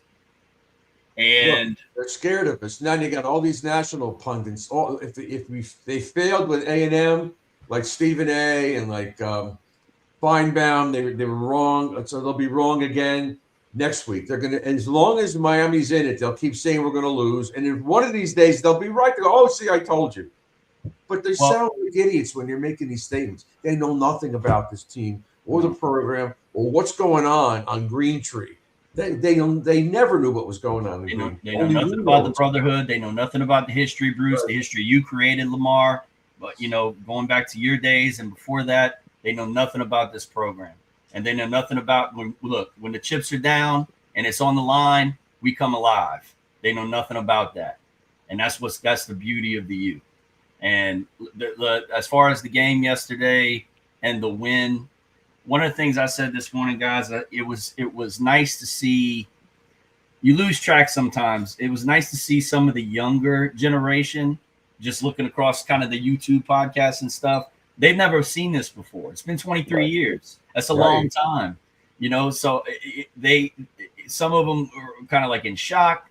I can't believe we're actually doing this. We're here, and then you got guys like me who are kind of the older friends. So it's like, yeah, this is how it was. That was just a cool kind of dynamic to go through that. But I mean, look, yesterday, hats off to Mario Cristobal. Hats off to the entire staff. Gary, I don't know about your theory about the offense, but we'll let it go. I'll let that go. You mean about liking the game plan? I think they I think they tried to get Tony involved. I don't know if that was a smoke screen to help them run the ball later with Mark Fletcher. I kind of think Texas ran the ball against them the game before between the tackles. I mean, they gashed them for a bunch of yards. And that was one of the things that I thought at least coming in that we could exploit. Yeah, but Rock, here's what you got to consider. If you're preparing for Miami, you're preparing for that run up the middle. I mean, that's been the bread and butter of this offense. You're preparing for that for 2 weeks if you're Texas A&M. And stopping Malachi Tony. You got to try to stop him too. And then look the chips forward they made. You just can't let him run wild. So they did what they were supposed to do. I agree. I agree with you, Gary. If we came out there and just tried to run it up the middle all day, I don't know. Maybe the result would have been good. Maybe it wouldn't have. I don't know. But when they gave it to Fletcher early, they were trying to create eye candy. Okay, they wanted to get those guys thinking. Okay, they're a good defense. They wanted to get their minds racing a little bit to where they had to communicate with each other and know their assignments. And they were hoping that they wouldn't be able to handle it. Well, they handled it. Good credit to those guys, man. Yeah. Like, I don't have any problem saying great job. They were as advertised. That third down defense being the best in the nation. They ate us alive with that third down defense. That third down defense ate us alive. Yeah, they were legit. But you know one of the things that they had to study for and or waste time preparing for, they had to prepare for Pringle, and we didn't even see him but one play. Right. I guarantee they spent time on Pringle's plays. Mm-hmm. Because what you do to prepare for a team, you're preparing to stop the plays that you can see, the tendencies. You're stopping the things that they've been able to do. And what is ever since the SMU game, Pringle has been a significant part of the plan. So they wasted some time. And I love what he was able to do, our coordinator, with all the eye candy, like Gary said, moving Malachi around, because I think he was also getting data to see how they handled certain situations and where the double teams were coming from. Because they had a game plan. They were going to double team, and they did. I mean, for the most part, when he caught the ball, except for the one I can tell you this, even on the one he fumbled, somebody from the other side of the field was coming for him. They had a game plan for the crossing routes in Malachi's run. I think they were playing him outside and trying to play like a man-free type defense, have a guy rob the middle where he's been pretty good. They had a great game plan. And like Gary said, their defense. There was a shadow to the inside and somebody playing on his outside shoulder. If I take away that touchdown play, which was considered a pass because they threw it forward, he had 4 catches for 10 yards in that game. Malachi Tony, baby Jesus. Now, I have no problem at all applauding Mike Elko and that game plan that he put together. I thought it was fantastic, okay? And it gave us fits, okay? We were 25% on third down. They usually hold visiting teams in that stadium to 14% on third down. We were 25. We were 1 of 6 in the first half. I thought you guys hit the nail on the head earlier. I thought we left points on the field early with some of the plays that didn't work. We left points on the field. We missed some field goals. Win had a lot to do with that, so scratch that. All of that equalizing itself, we were 1 play better than that team yesterday. Yeah. You know what, though? I think, and Rocky, answer this because Gary said it and I thought he was wrong. Malachi Tony was not tripped up by that guy running down the field. He tripped on his own feet. Well, he showed it on the replay 10 times, Gary. Well, he never touched him, but Malachi tripped himself. Well, the replay showed, Bruce, that he did hit his foot. Yeah, he hit his foot. But the foot and then the foot careened over the leg. Right. And that's how it. Careful, Bruce. No, that could have been a touchdown right there. Get your facts straight, Bruce. I saw it 3 times, and I still say he didn't touch him. Yeah, Bruce. Yeah, you must not have had the glasses on, Bruce. Yeah, exactly. I got an 85-inch screen TV. I couldn't miss it. Oh yeah. Had he scored on that, we wouldn't have these problems. I want to challenge you guys to go back. If y'all haven't rewatched the game, y'all may have already. I don't know. The first drive coming out of the second half when we got the ball in the kickoff. Carson Beck comes out and starts hitting his one-on-ones. 1-on-1 to Keelan Marion, 1-on-1 to C.J. Daniels. With Tony, with that bracket coverage you mentioned, Lamar, as the decoy, I mean, look, they drove 65 yards in one drive. They had 62 yards in the first half. We went right down the field. Now, correct me if I'm wrong. We went away from that. Yeah. We went away from it after that drive. I can tell you this. The one thing that I took from that game and Dawson's game plan, we didn't have to rely on Carson Beck to win the game. That's what I took from that game plan. Yeah. And we didn't, and I think for the most part, it's a good game plan because the other team relied on their quarterback to win the game and he lost it. Sure. Bingo.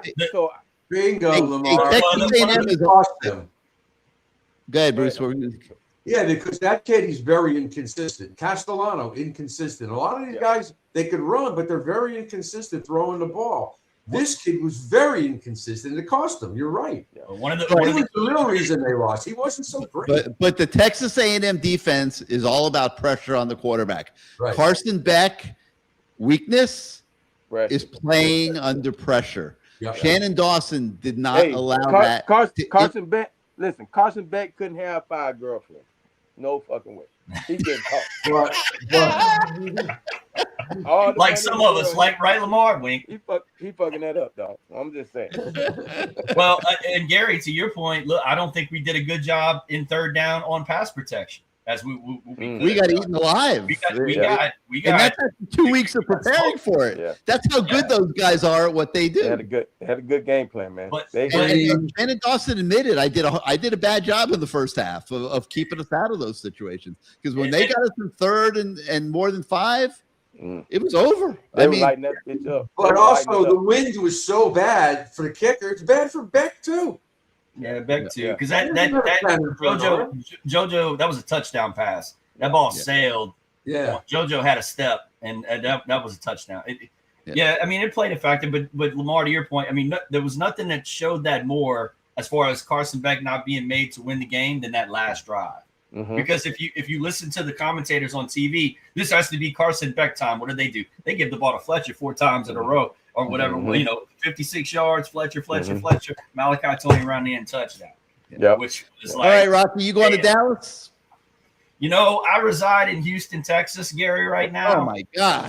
I am going to try. You're in Houston? My wife was there last night. Her band performed in Houston last night. Nice. Wow. Don't tell me no, I'm not going. Are you going or not? I'm going to do everything I can to get up to Dallas on New Year's Eve. Like Lamar, I got to get permission. Yeah, Arlington. Lamar's getting permission, trust me. All right, Rock. Have a great wait, Lamar, look, if Gary allows you to change your format to this, I'm there, brother. All right. Thank you. All right, Rock. Thanks, man. Thanks for being on the show. So Zach Lesnar says, I don't think Miami has enough offense to beat Ohio State. What do you think, LT? I think we do. I think that I don't think, and I have to go back and I've watched Ohio State a couple of times this year, but I didn't think there was anything too special. I really didn't. I've always thought they've had over the years corners that were overrated. I didn't think they played a lot. I thought they had good corners, but they never pressed. They had a great pass rush. They've had great pass rushers over the years. And again, when you have great pass rushers, your corners can get away with not being great, okay? Because it disrupts the passing game. But I just don't think that they're. I'm gonna keep going back. I'm gonna study too. But from what I saw, I didn't think they were anything too special. I mean, this Did you see anybody give them a hard time other than Indiana? Did they really have any games that were that competitive? No, not really. No, they haven't been in the stuff that we've been in. We've been there with a lot of these games. Yeah, I mean, I think that in their conference, they are the head and shoulders above everyone else. So I think it's a fear factor. Indiana came in without fear. Right. Everybody else is afraid of them, and because of the previous years, I don't know if they're that good as they've been in previous years. Now they have a great safety, Pretty good linebacker. They have talent. They have a lot of draft picks. That D lineman is really good. But in years past, they've had a lot of guys, and I don't see a true bunch of stars, like true stars on that team right now. Again, I'm gonna drive into it myself and watch a game or two, but Indiana wasn't scared. No. And if you take them on and you're not scared and you have just as many athletes, they seem to wilter a little bit and wither away, because they can say what they want. Oh, we didn't take that game serious. Yes, you did. Nobody wants to lose. Right. Nobody wants. And don't you think the pressure is all on Ohio State? Yes. We have no pressure, none. I don't think. Let's see. What does that say? LT in a time warp, alternate universe. Malachi Tony on the 91-92 team. What does that look like? K-Dub. It looks like Kevin Williams. It's Kevin Williams. It's Kevin Williams. That's what I was thinking. Kevin Williams might have had more top speed than him. Yeah, I think Malachi probably better lateral movement. I think Malachi is a really good football player, that he's seasoned. I think he's very smart because of that. From what I've heard, he played quarterback for growing up, so he knows the game. He's been taught the game. That's why a kid can switch positions and go to quarterback and win your state championship without missing a beat. Actually, better than your 5-star quarterback. Yep. He's a football player. He's a true football. He just doesn't have that top end. Like Kevin Williams on that punt return, that's a touchdown. Because he's running. He has that gear to get away from you, right? Mally is such a smooth runner. He's going to accelerate the quickness, the burst, the here to there, and get a move on you, but he doesn't have that true burst to get away. But he's young. That's the thing. This kid is young. Hey, maybe he'll get in, start doing some track stuff, and obviously he's going to get stronger. As you get stronger, you're going to get faster. Mm-hmm. And so it's so much in front of this guy, man. I look at his numbers, 90 catches already, 8 touchdowns receiving already. I mean, he's going to blow everybody away. I mean, Mike is 24 or 25. I'm 23. He's going to pass that. I mean, maybe year 2 in this career. I mean, this is unbelievable what this kid is doing. He's an unbelievable talent, and he's a nice guy. You talk to him, he's very humble. Maybe, and I want to say that I'm looking for he got to be this, he got to be that. But everybody I talk to says the same thing. He's always been this guy. I hope he stays that way, because I'm pretty sure he's getting a pretty big raise. Well, you know what else? He deserves it, because not only is he good for that football team, but he's good for the university. He's good for the community. He's good for South Florida. And if every kid down here sees that and sees what he's been able to do coming up through all the youth programs and stuff like that, they'll want to go to Miami because of him.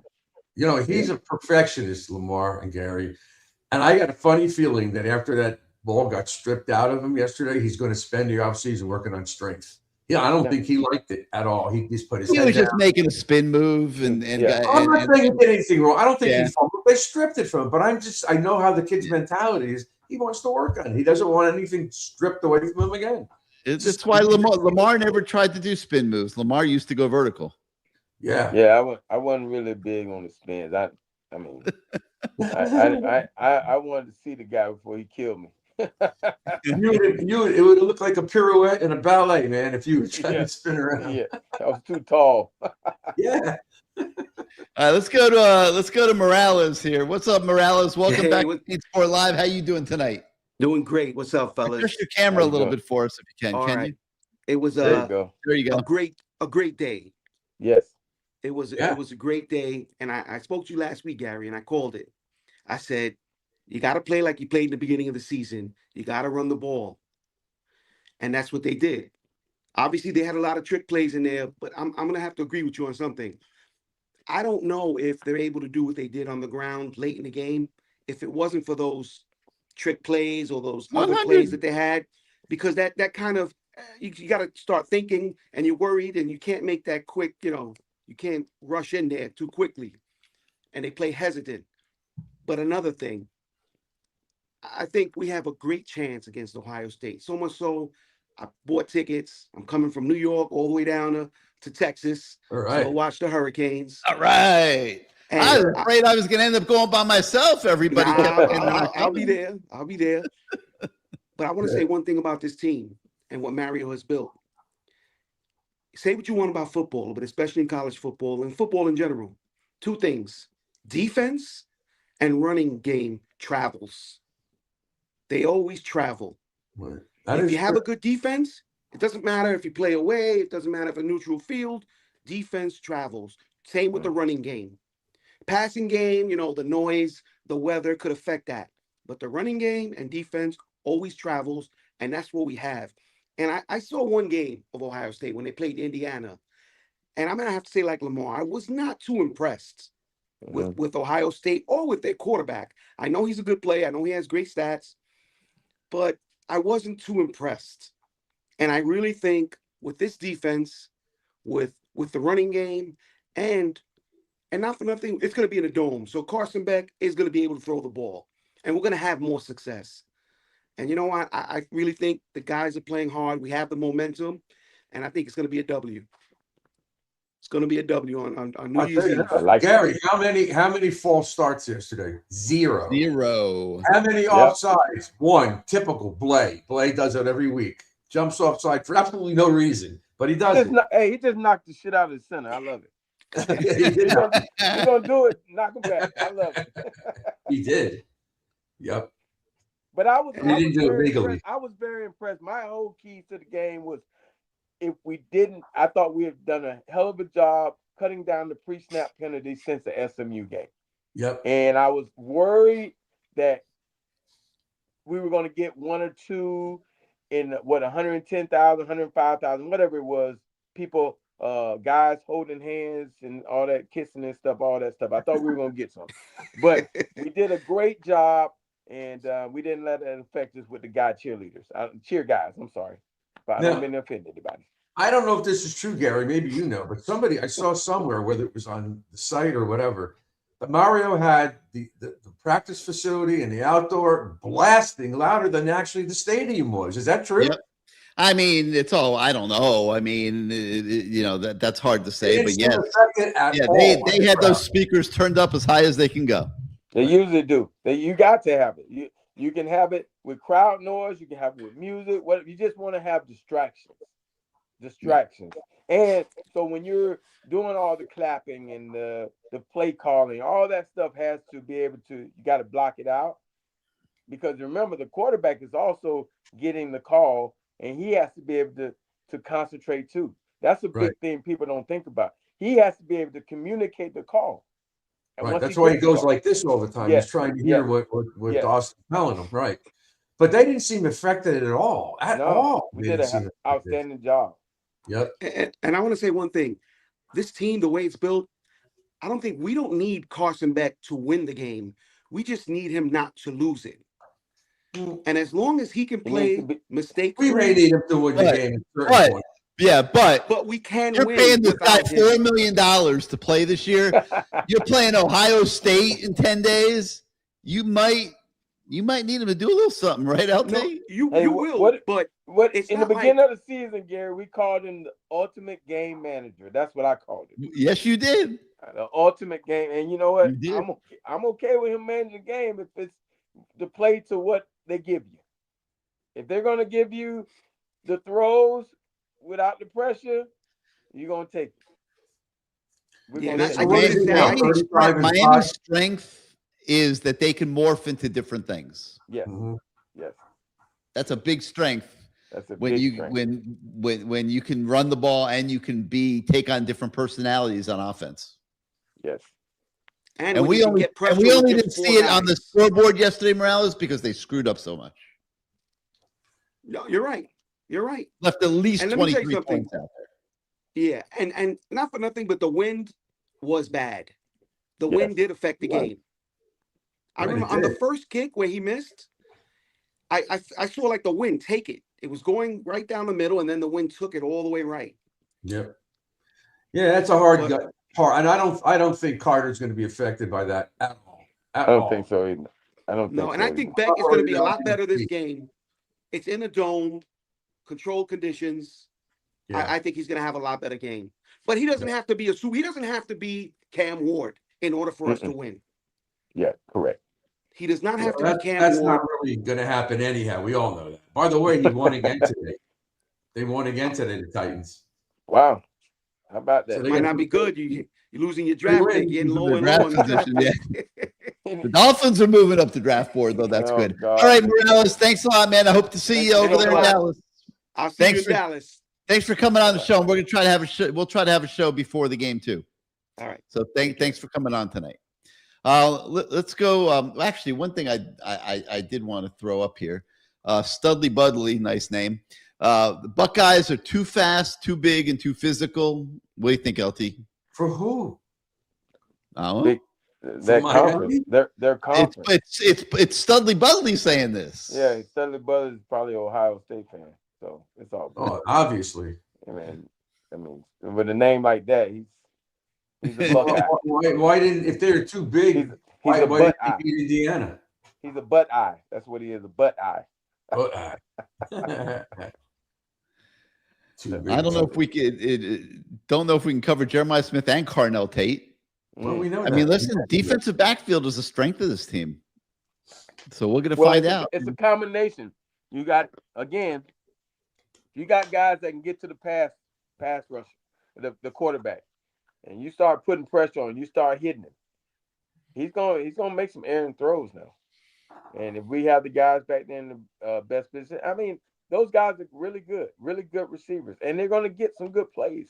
It's that whole thing of they're gonna make their plays, but you're just trying to make the plays at the right time.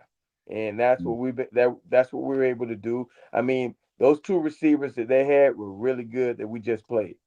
They're very shifty. They catch the ball. They make things happen, especially when their quarterback is getting out of the pocket when he's completing passes. But we were able to pretty much shut him down when we needed to. Or he shut himself down. He made a lot of bad throws. Yeah. All right, let's go to Armando Izaguirre. What's up, Armando? What you got for us tonight? What's going on, Gary? What's up, guys? How you guys doing tonight? Hey, Great. How are we doing? What do you think? Hey, I can't get off my phone. I just keep going through Twitter. I thought I was cheered after that second loss. I'm like, all right, season's over, and Hurricanes making a run here, and here we are. We are locked and loaded for Ohio State. It's so exciting. I'm so glad, Matt. I'm Gary. I'm so glad that you took my advice and you got rid of Matt, because he was just bringing us down with his SEC bias. I was tired of hearing it. You got some. Oh, he'll be back. Up here. Matt's the best. Don't say that. Yeah, I know. He'll be back. I think you guys are doing a show tomorrow morning, right? No, I don't think we are doing a show tomorrow morning. Okay. Well, whenever y'all do, I'll be ready to. I got a long drive from where I live to work, so. What I wanted to talk about was the Ohio State game coming up. I know Texas A&M game was good. We've got a lot of analysis on that. But the Ohio State, I wanted to see what you guys thought, because I know one of the big storylines for over the next 10 days is going to be the Jeremiah Smith, Miami, Brandon Innes connection. I really love what Uki said. He brought a lot of talk to it, but I want to see what you guys thought, because there's so much at play, with obviously these local players, not coming to Miami, going to Ohio State, the rivalry, these kids growing up with each other. There's going to be a lot of love on the field, but when the kickoff starts, there's not going to be any love, and these guys know each other. They grew up playing football their entire lives, and I'm just expecting the rivalry to just be at an all-time high. What do you guys think? I give you a quick analysis of what you just said. I don't necessarily agree with what you said, and I don't think Gary will either.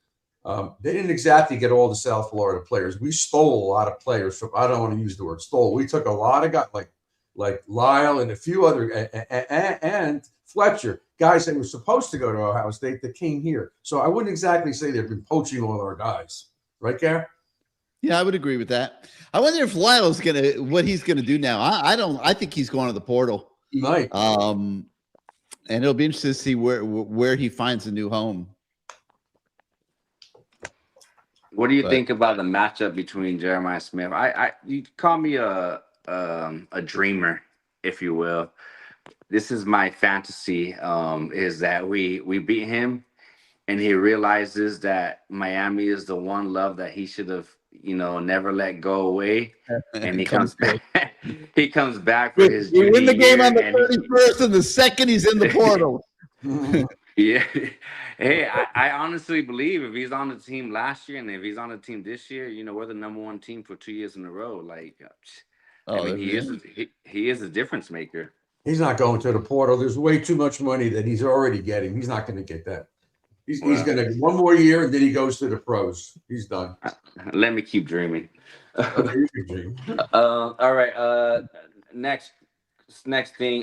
What I noticed about Fitz, making all these picks is he's not like other players where he's chasing the ball and getting himself out of position. He's always at the right place at the right time. And his hips, that interception that he made, the game-sealing interception, man, what a play. Like, yeah, the ball, it was an errant throw, but, like, for a freshman to be in that position, to turn on the ball that quick, I mean, he's been phenomenal the entire year. Every single chance that he got, he's made great, not game-saving plays, but game-changing plays where he's just – changed the way the outcome of the game. And me and my family, we have a group chat. My brother goes to all the games. I usually go one or two with him. He's got tickets going to Dallas. I'm trying to see if I can find a way to get up there. But one of the things that we talk about is I remember this past recruiting cycle, not this one that we just signed, but the recruiting cycle before. There was a lot of frustration on my end with the recruiting because Mario at Oregon, he never took he did take 3 stars, but there was a lot of 4 and 5 stars. I mean, he was well hunting and hitting home runs out of the park. And here at Miami, it seemed, I know Matt's talked a lot about it on the morning show. He's gotten a lot more 3 stars here, but the hits that he has hit on with a lot of these players, it's been phenomenal. It's Butch Davis-esque. It's, just hitting on a lot of players that, his evaluations were right on point. And it's been such an incredible year. I mean, Malachi Tony, was he even a 4-star coming out of high school? I think he started as a 3, Gary. Yeah, he might have started as a 3. I mean, the guys that do that stuff, they look at the little guys like that, and they just they don't get the same level of respect. Plus, he wasn't a receiver. I mean, he was played quarterback most of last year, a lot of last year, and I mean, he had a very good career at American Heritage, but it was nothing like what he's doing here this year. Yeah. By the way, I don't know if you realize because you talked about Bryce Fitzgerald. On that fake punt that the punter just overthrew it, who's the guy in coverage on that? Bryce Fitzgerald. He got over there. He got there. So he's a very aware kid. He's a smart player, not just a good safety, but he's a smart player too. He's a big asset to this team. Yeah, Mario's really hit it out of the park with his recruiting. His evaluations were this year they killed it. Killed it. And the portal too, for the most part. Yeah, that's part of it. They weren't anywhere near this good the first couple of years. This year, they just blasted it out of the park. Unbelievable evaluation and recruiting this past cycle. All right, Armando, thanks a lot, man. Hope to see you in Dallas. All right, hope to see you guys there. Have a great night. All right, he's had an hour and 50 minutes of pre-gaming out there in the mountains or whatever, and he's been patient, and now we're going to bring our man Jake in. Is it Utah or where are you? Utah, yeah. I'm out in I'm out in Salt Lake City. Yep. Jake, do you know LT? No, but I love he's in for a rude awakening. Salt Lake City is clean out there. I was out there coaching in the AAF with Dennis Erickson for the Salt Lake City Stallions. Really? Where did they play at? We played at the Utah Stadium before you did all the additions. Yeah. Oh, okay. Yeah. No, it's beautiful up there. Beautiful out there. Yeah. Yeah. No, that stadium's got some views. Yes, it does. Bleacher seats, it sucks, but yeah, it's got a hell of a view. I think I told you guys about my view on going to College Station and paying $600 to sit in bleachers now. But you're gonna come to Dallas, right? Oh yeah. No, I got tickets. I was a little pissed. I selected, like, I had a pretty broad range of tickets. I got it through the Hurricanes, and I don't know, I must have been on the bottom end of like the highest bracket, and so I'm up in the nosebleeds. I'm like, damn it. But you can always sell them and upgrade. I think I'm probably going to do that. Yeah, but I just wanted to make sure I had some tickets to get in there. But yeah, no, I'm at all the games from here on out. But yeah, you know what? Just fuck the SEC. I'm so sick of hearing about them. I'm sick of hearing about Ohio State's defense. We just held a team that averaged 33 points a game in SEC play, and we held them to 3 points. Mm-hmm. I'm done. Stop talking about when you're talking about trench play, when you're talking about offensive, defensive line, it's a Miami defensive line. It's no longer an SEC one. I talked about this earlier in the year and we backed it up. We beat the crap out of them. Do you really? I don't know if anyone. I'm sorry. I've got guests over here tonight. I just wanted to hop on because it's. Tell them to shut the hell up. It's the do I need to hop outside? I'm sorry if it's too loud. No, you're fine. You're good. You're good. But you know what? The garbage. We sacked them 7 times. That we almost matched the amount of sacks that Marcel Reed had all season. I mean, that just unbelievable. That game. And they only had 2, by the way. They're the best pass rushing team in the country, and they only had 2. Cassius Howe, best SEC defensive lineman, unstoppable. Pretty stoppable to me. I pretty much didn't even notice he was there. That offensive line, boy, are they eating words. And that kid with the big mouth, boy, he didn't do a damn thing. Eat some shit. That's no, I'm sick of that. Like, just absolute disrespect. And you know what? I hope Ohio State brings the same attitude. I don't think they will, but I hope they do. And I want the revenge. They stole our 6th championship. We should be playing for a 7th. I can't wait to be there. I'm so pumped up. I'm gonna bring a couple bottles of champagne in the car, and after the game, we're gonna celebrate New Year's. We're going to pop some champagne. It's going to be amazing. Just make sure you wait at least 5 minutes until the game is really over, because you might see some yellow shit. Right. Well, that's I saw somebody. I kind of like it. I was thinking about going to Home Depot. They've got the yellow towels, and I was thinking about going and getting a couple hundred of those and bringing them to the game. I'd poach that idea. I want to know where the Jake midnight New Year's party is going to be. I'll be just about finishing my work about that time. Hey, come out to the parking lot. Yeah, now shoot me a message. Oh, you're going to stay by the stadium. Oh, okay. Yeah. Well, because I mean, the game's going to get out probably 10:30, 11 o'clock. 10:30, yeah, 10:30. Yeah, 10:30. By the time you get out, the game. It's an 8 o'clock game. 7:30. Texas time, it's 6:30. Oh, okay. But they're going to milk commercials. It won't start at 6:50, right? Yeah, exactly. It's going to be a 3.5, 4 hour game. Oh, no doubt. Yeah, so you'll be getting out about 10:30. What are you going to do? I'm going to park my ass out there, celebrate, talk some shit to Ohio State fans. It's pop some champagne. I've waited so long for that. God, how could it have lined up more perfectly that we're playing Ohio State? It's just awesome. Yeah. You couldn't have asked for it. And then Georgia, I mean, we got to get there. We got to get there. Let's not get ahead of ourselves. But you know what? At the end of the day, we brought Shannon Dawson.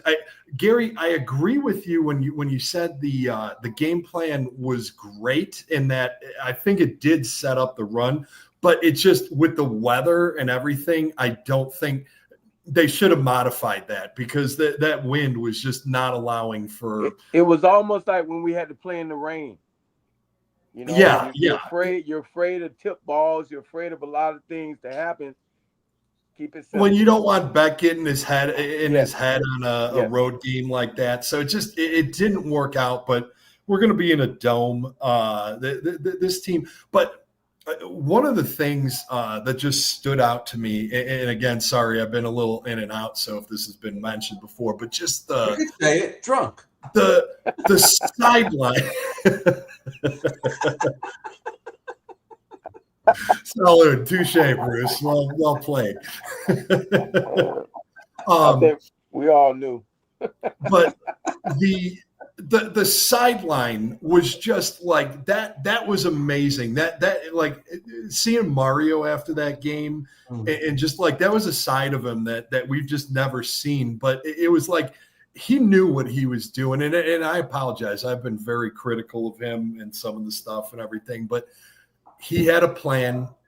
I don't think he knew how long it was going to take to see it through, but he saw it through, and you just saw like just pure joy, elation on that sideline and fun. Like he was just when he ran up and he was throwing up the U to all the fans and everything, and just like the reporters couldn't grab his attention for 2 seconds, and that was amazing because that's at the end of the day, like that was my worry is like are we building Alabama South, or are we going to get back to the want to be Alabama South at this time of year?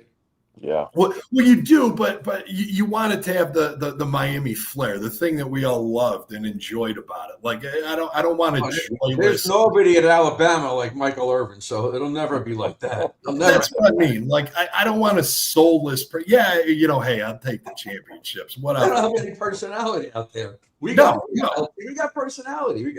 There's a lot of personality for Miami players. They were just like an assembly line, and it's like I don't want an assembly line championship. I want a Miami championship. And what I saw there was like it's going to happen. He's making it happen, and I loved seeing that. That was all the criticism I've had for him. I'll eat my words gladly. He really he knew what he was doing, and he's building it. And with the trenches the way they are, I just don't. There's no backslide. It's not like, oh, hey, enjoy it while it lasts. We've had some couple of teams where like, oh, hey, maybe they'll make a little bit of noise here and there in the last 20 years. But it's like you always had that feeling, are we going to backslide? And then what next season, once a couple of those guys go pro, what do we got left in the tank? And, Jakester, so what do you think of all this noise from Notre Dame? I mean, they were talking about Florida, Lamar, Florida, Florida State mouthing off. I don't know if those were your former player friends or the public, but what do you think about Notre Dame? They're still pitching and complaining. You know what? I can't wait. My wife's from South Bend, and all her family's noted. We're flying out to Florida to meet them on Tuesday. Is she there now? Punch her. No. What's that? Oh, she's an Alabama fan, so that's a whole other story. But she's coming around. She's coming to the game with me. She wants to go. Everyone loves Miami. Let's face facts. Like, you know what? Hey, I'll tell her, jump on the bandwagon. You either love them or you love to hate them, but no matter what, they're in your head. Why is it every year we're the only team? People, are they back? Nobody's asking, is Nebraska back? That's true.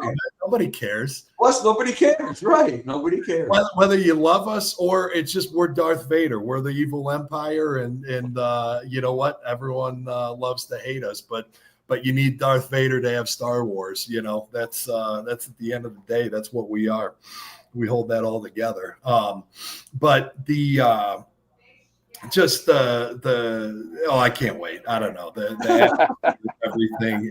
I lost track of what I was getting at, but it's but yeah, no. Hey, if shoot me up, I'm bringing champagne because we're celebrating the new year and hopefully the new Miami, the real new Miami, because this is championship football. This team is built to last, and I love it. And Gary, thank you, and Bruce. I know you've been doing this and what, but you've put up with all the shit over the years, and you were playing armchair psychologist for the last you've been doing the show 10 years or so now, at least. Yeah. We in different incarnations longer than that. It's been a minute now. It's been a while, but, hey, it's all good, man. We're here, and we're going to the a lot more finals on New Year's Eve in Dallas. And guys, we're all going to get in trouble with our wives. Do you know how many times Gary and I have done these shows, especially early in the season, making predictions? I mean, I remember like it was yesterday. We were going to beat LSU, beat their brains out in Texas. Boy, I was at that game. We were so excited for that game, and a lot of times that happened. Yet during the course of these bad 23 years, we beat Ohio State here, we beat Oklahoma here. We've beaten some damn good teams. We've had some moments, but they're moments. It's not lasting. It doesn't last. Yeah. But I think we'll let you get back to your company. Yeah. Thanks. Thanks for having me again. You'll hear from me. We'll try to have another show here before the game. I got to figure it out. Probably do something from Dallas. Cool. So we'll figure it out. But we'll be in touch.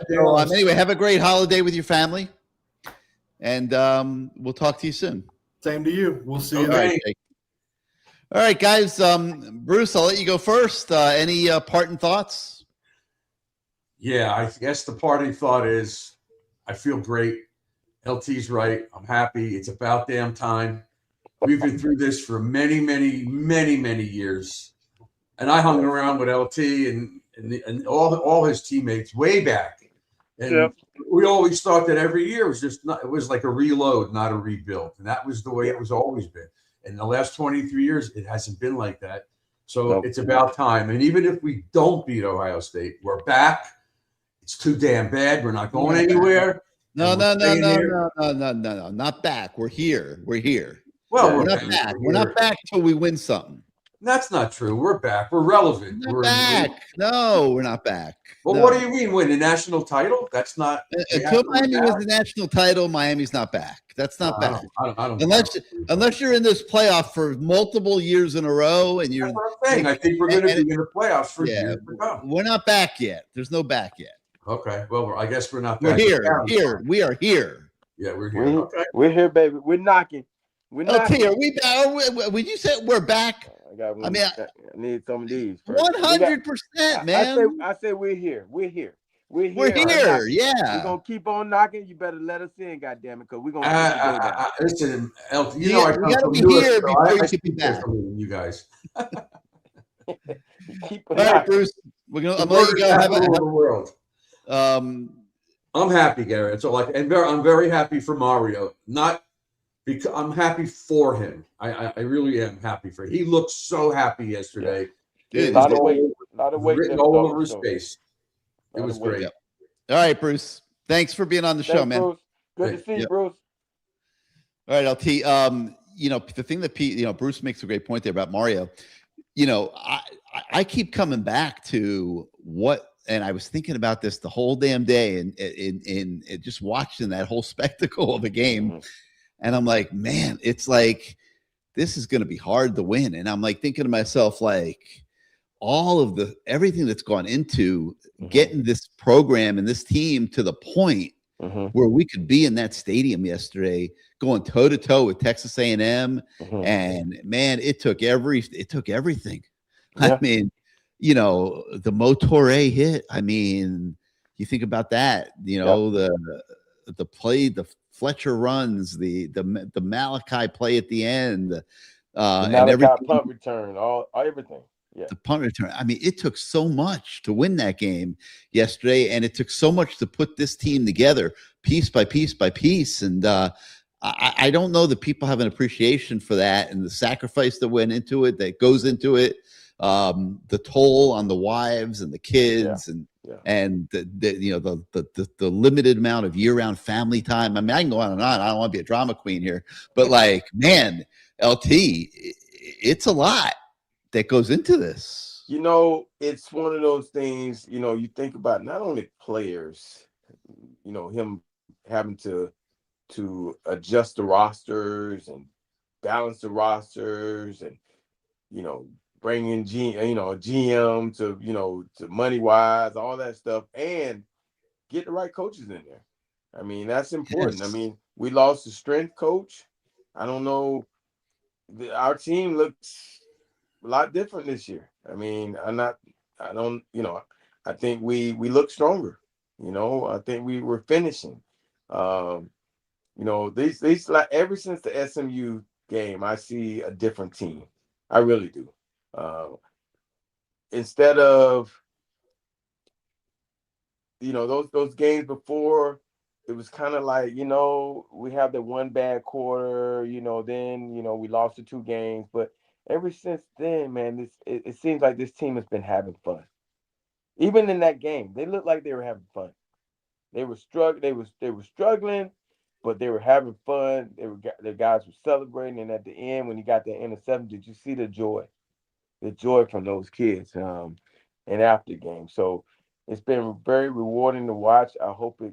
You know, this is a great opportunity to take another step to get an Ohio State team that I think that we're on the same level as Ohio State. I don't think of them as any better. And I think that Miami's going to go into that game saying we're not afraid. And now let's see what happens. We've already seen when another team goes in there or plays them that's not afraid, they wilt it. So let's see what happens. Yeah. All right, LT. Well, thanks for coming on the show tonight. Have a unbelievable Christmas with your family.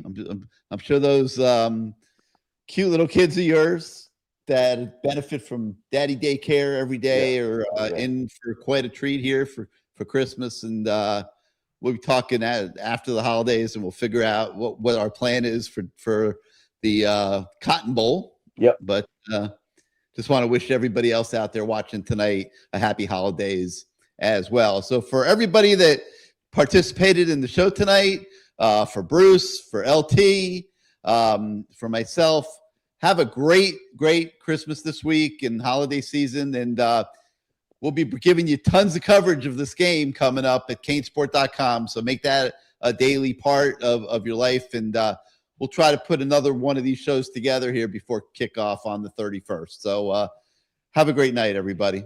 Go Canes.